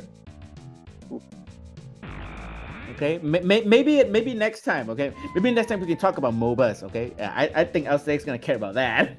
Yeah, not true. Not true. Really? Yeah. Yeah, I really care. She gets more based by the minute, I swear. Really? Drama or whatever current events are going on, as long as it doesn't affect me and my streams and whatever I do. Yeah, it's none of my business. Ain't nobody give a fuck about MOBAs. Hang on. Get that shit out of here. I distinctively remembered you said that you played MOBA before, right? LCX? I play Mobile Legends all the time on stream. Ah, okay. Yeah, it just some people have it like I unfortunately, like I said, I stopped playing Mobile Legends, not because it's like I hate the game. It's just for me, I don't have enough memory on my devices to continue playing it, and I got kind of bored because again, playing with other people, I'd rather play something like this. Like I'm having a blast. I'm chatting with everybody. Everybody's having a good time. I hope your chat's having a good time. My chat seemed to be having fun with it. So no one seems to be like that. That to me is fucking. This to me is gravy. Like this is what I want to do. I'd rather do this than waste my time, doing other things. Nah, I live for the rush, bro. Okay. Again, no disrespect to you. Okay, this is good for you. Okay. But yeah, okay, this is why I kind of feel like bored out from all the games that I played right now, okay? Because there's just no PvP, man. I live for the rush, okay? For that, again, I live for the rush of that PvP, bro. That feeling of, clawing your way to an advantage. Oh. Yeah, I'll give you a rush. Like I said, come play some games. I got a couple games you can come play. Come play some old boomer shooters with me. We'll get the rush right going. I have my doubts. Yeah, pick up Wizardtorium. I'll show you a lot of rush while I'm poning you like a noob. So yeah, which is why I'm kind of like looking for any like PvP games or anything like that. Okay, Arc Raider seems pretty good. Okay, a bit of mix of both, a bit of PvE and PvP. Okay. Oh no, what pissed me off with Arc Raider is it originally was a PvE game. And I was like, oh, so they were gonna make something good. And like, yeah, Yep. sure, it was boring at first. And it's like, yeah, you could do things to make it not boring as a PvE title. But then they decided to make it an extraction shooter with PvP mechanics. So I was like, really? So you ruined it. You could have had something unique, but you went with the grain. Okay, so the next question I wanted to ask Lexus, well, we got LCX kind of screwing around. Why was Resistance Fall of Man or Haze not put on the Halo Killer list? I'm actually interested on that. You know what? You want to ask her a question? Ask her yourself. Here you go. 3, 2, 1, go. Hey, Lexus, I was wondering why did you not put Haze or Resistance Fall of Man? Those are mostly known for being Halo killers.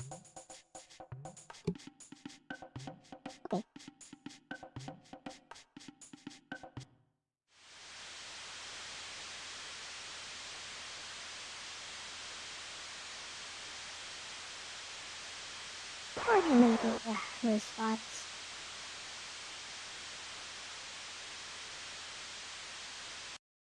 Actually, she's writing an essay back. Okay, whatever. You did it now. Yeah. Oh, I started something. It'll be a long response. Oh, I'm going to explain to you before that starts. I'm going to explain to you why she calls me mother loving. It's a reference. Hang on. I'm gonna get my Doritos here. Yeah. So mother loving orc is a reference to the fact that I love the game.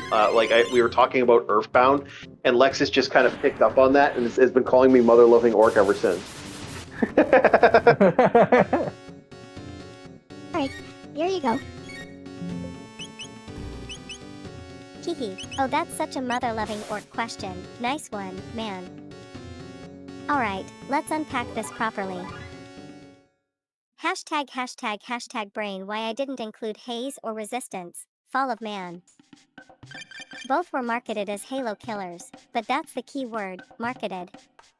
They were positioned that way by Sony to compete with Halo 3's Xbox momentum, but neither actually achieved what made Halo special. ### Crossed Swords Haze, 2008, Free Radical. Ubisoft literally sold it as the Halo Killer for PS3. Concept was interesting, soldiers using Nectar to enhance combat. But the execution was janky, bland gunplay, shallow AI, bad writing, and performance issues. It didn't kill Halo, it imploded under the weight of its own hype. Puzzle piece verdict it's historically important because it shows how not to dethrone Halo, but it's not a genuine rival in design or quality. Basically, it's the Daikatana of Halo killers. ### Puzzle piece Resistance, Fall of Man, 2006, Insomniac. Now this one deserves respect. It did launch alongside the PS3 as Sony's flagship FPS, alternate history World War II with alien invasion vibes. It had clever weapons, because Insomniac knows their arsenals, and great atmosphere. But it lacked the mythic gravitas and clean sandbox design that Halo nailed. Resistance felt grim and grounded, Halo felt heroic and cosmic. Puzzle piece verdict Resistance wasn't a Halo killer. It was more like Halo's gritty cousin who lives in a foggy English trench, talking about how the world's gone mad. Great game, but not a revolution. ### crown so why I left them out. They're cultural responses to Halo, not evolutions of it. Destiny, Titanfall 2, and Half-Life 2 advanced the formula. Haze and Resistance just reacted to it. If you want a quick line for stream banter, you could tease him with this, bestie. Lexus because Haze didn't kill Halo, it killed Free Radical's career. Orc and Resistance? Lexus respectable contender, but Chief didn't even break a sweat. Would you like me to turn that into a short debate flow, like a back and forth script between you and Orc for your collab segment?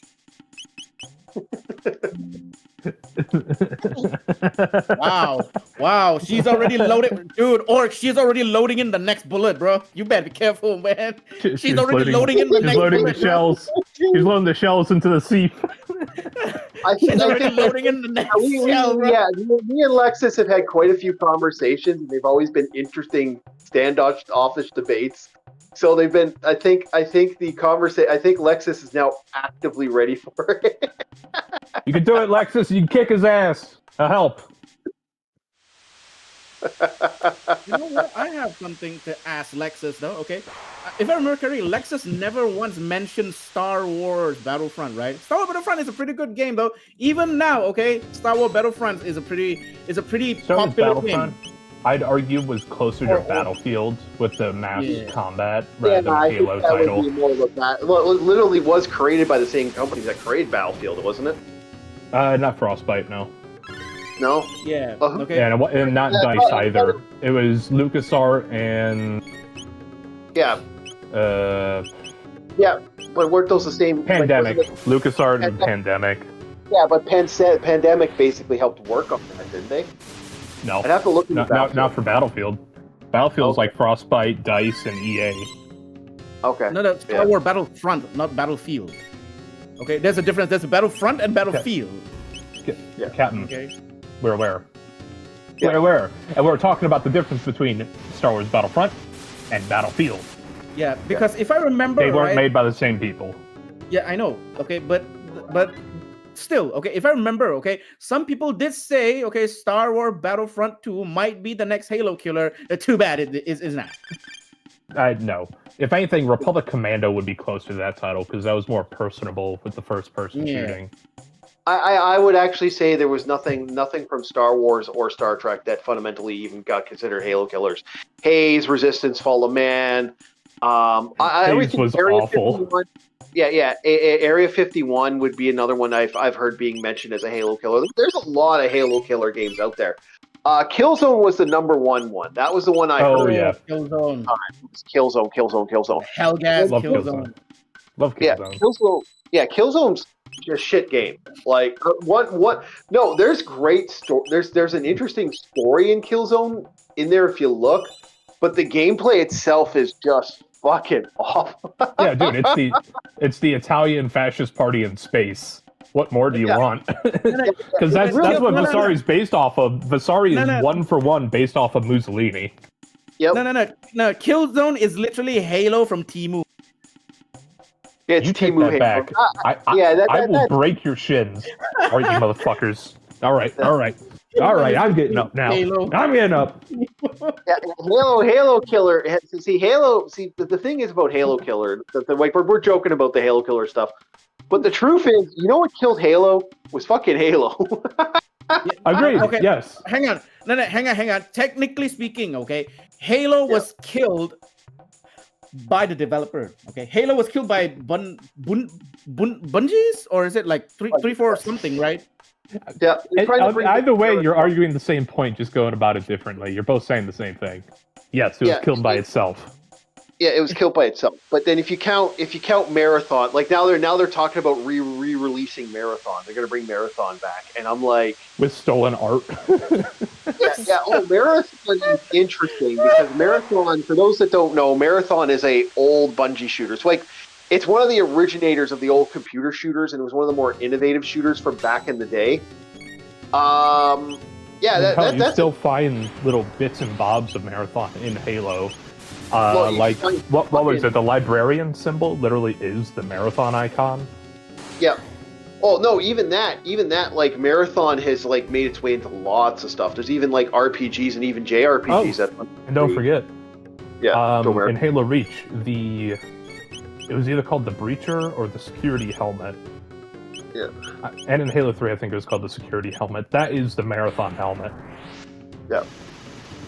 There's references to it in some of the newer like shooters, some of the older games. Like when Bungie had their anniversary in Destiny, had a little bit of things going on there with Marathon. You also were able to get like the exotic Halo Magnum and the Ghost Sparrow. But of course, because it's a sparrow, you can't put guns on it, so it's not a real ghost.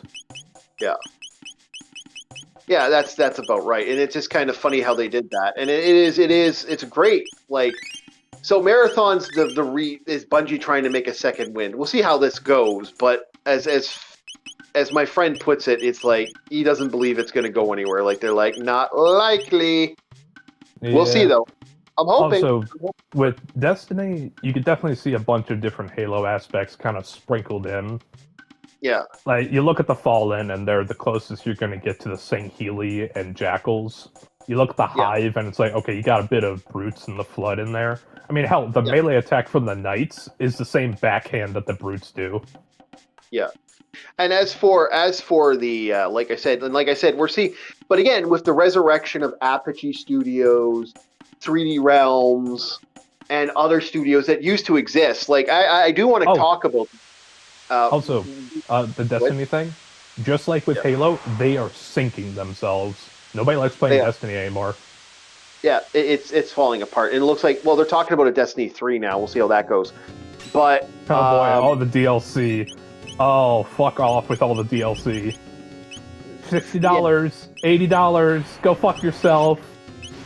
And then like a few months later, hey, guess what? The DLC you paid $60 for, it's free now. And we're moving on to the next $80 thing. Get fucked. Yeah, if you want it first when it's buggy, here you go. And hell, even the big guys who are YouTubers and streamers of it who do raids early, they started not enjoying the raids and all that shit anymore. Yeah, it's starting to fall apart. And it's the same thing that happened with other games. Like, again, and then you have games like, for example, some of the other big failures. But anyway, back to the Halo stuff. It's interesting to think about that, like, you know, because Halo is believed to kill the boomer shooter. That is a constant thing I constantly hear. I disagree with that. I think what truly killed the boomer shooter was a little game by the name of we all know it as a certain game that's known as, you know, Half-Life. That was the killer. I was going to say Half-Life or Quake. Yeah, it's Half-Life. Extenuating from that was Call of Duty.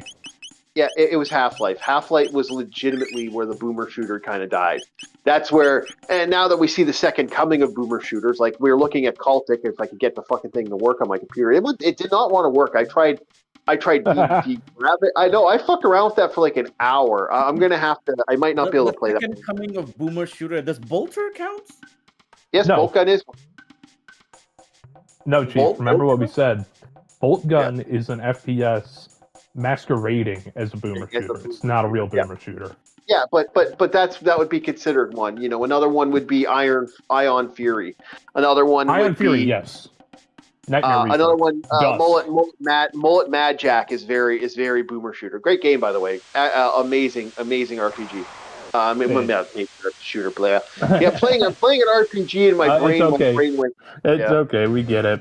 No, I'd argue Mullet Mad Jack is closer to something akin to Hotline Miami / Angerfoot. Yeah. Well. Yeah. Oh, Angerfoot. It's room clearing with speed.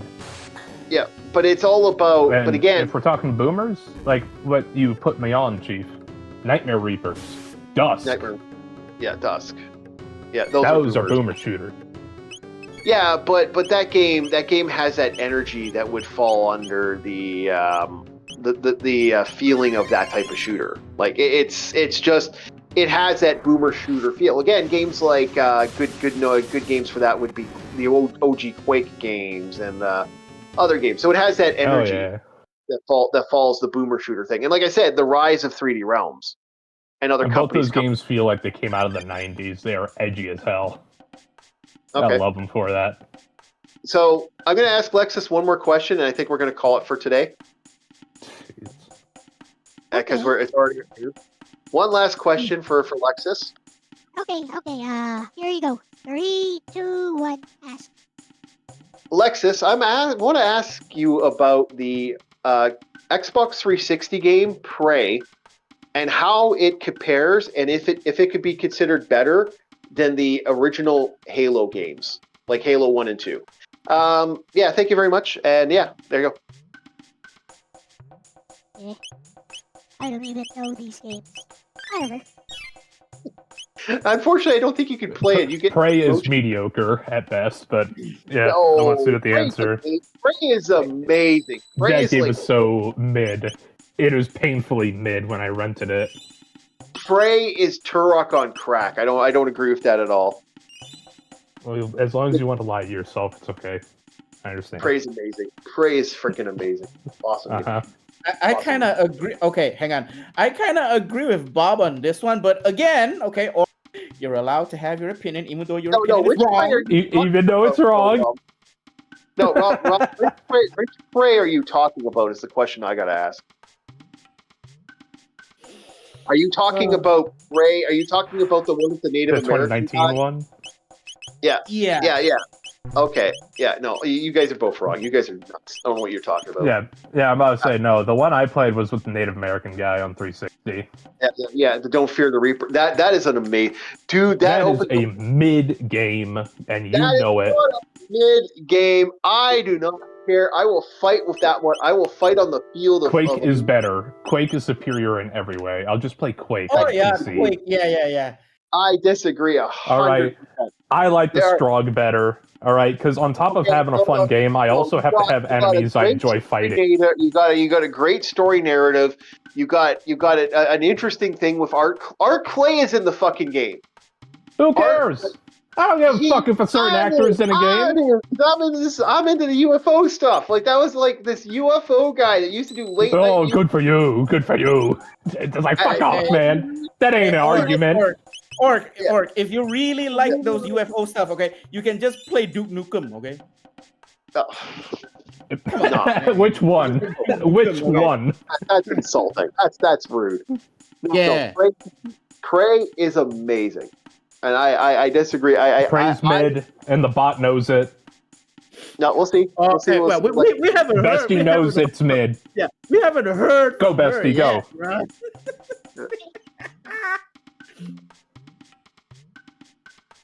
Ooh, good one, mother-loving orc.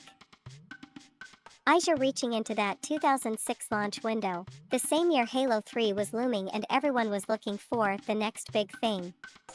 So yeah, let's talk Prey, 2006, and how it stacks up to Halo 1 and 2. ### Rocket Prey, 2006, Human Head Studios. Asterisk built on ID Tech 4, same as Doom 3, but with its own physics and Portal systems years before Portal existed.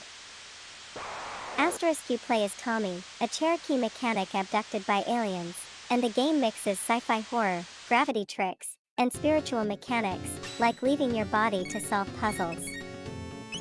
Asterisk it's atmospheric, moody, and surprisingly emotional for its time. ### puzzle piece where Prey shines over Halo. 1. Level design and mechanics. Yep. Asterisk the use of portals, gravity shifting, and out-of-body exploration gave it this surreal, disorienting quality Halo never tried.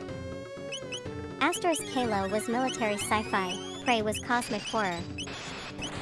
Asterisk in terms of originality, Prey actually beat Valve's Portal to the concept of real-time portals, that's huge. 2. Narrative depth. Asterisk Tommy's character arc has an emotional and cultural core, his heritage, his grandfather, his girlfriend. Asterisk Halo's Master Chief is intentionally stoic, Prey gives you someone who feels human. 3. Atmosphere. Asterisk Halo's tone is epic. Prey's tone is intimate and eerie, more like Alien than Aliens. Asterisk its environments and sound design ooze dread instead of glory. ### crossed swords where Halo still dominates. 1. Gunplay feel. Asterisk Halo's combat loop is near perfect. Shields, melee, grenades, weapon swapping, it's all rhythm and feedback. Asterisk Prey's weapons, while creative, never hit that one more encounter flow. Yep.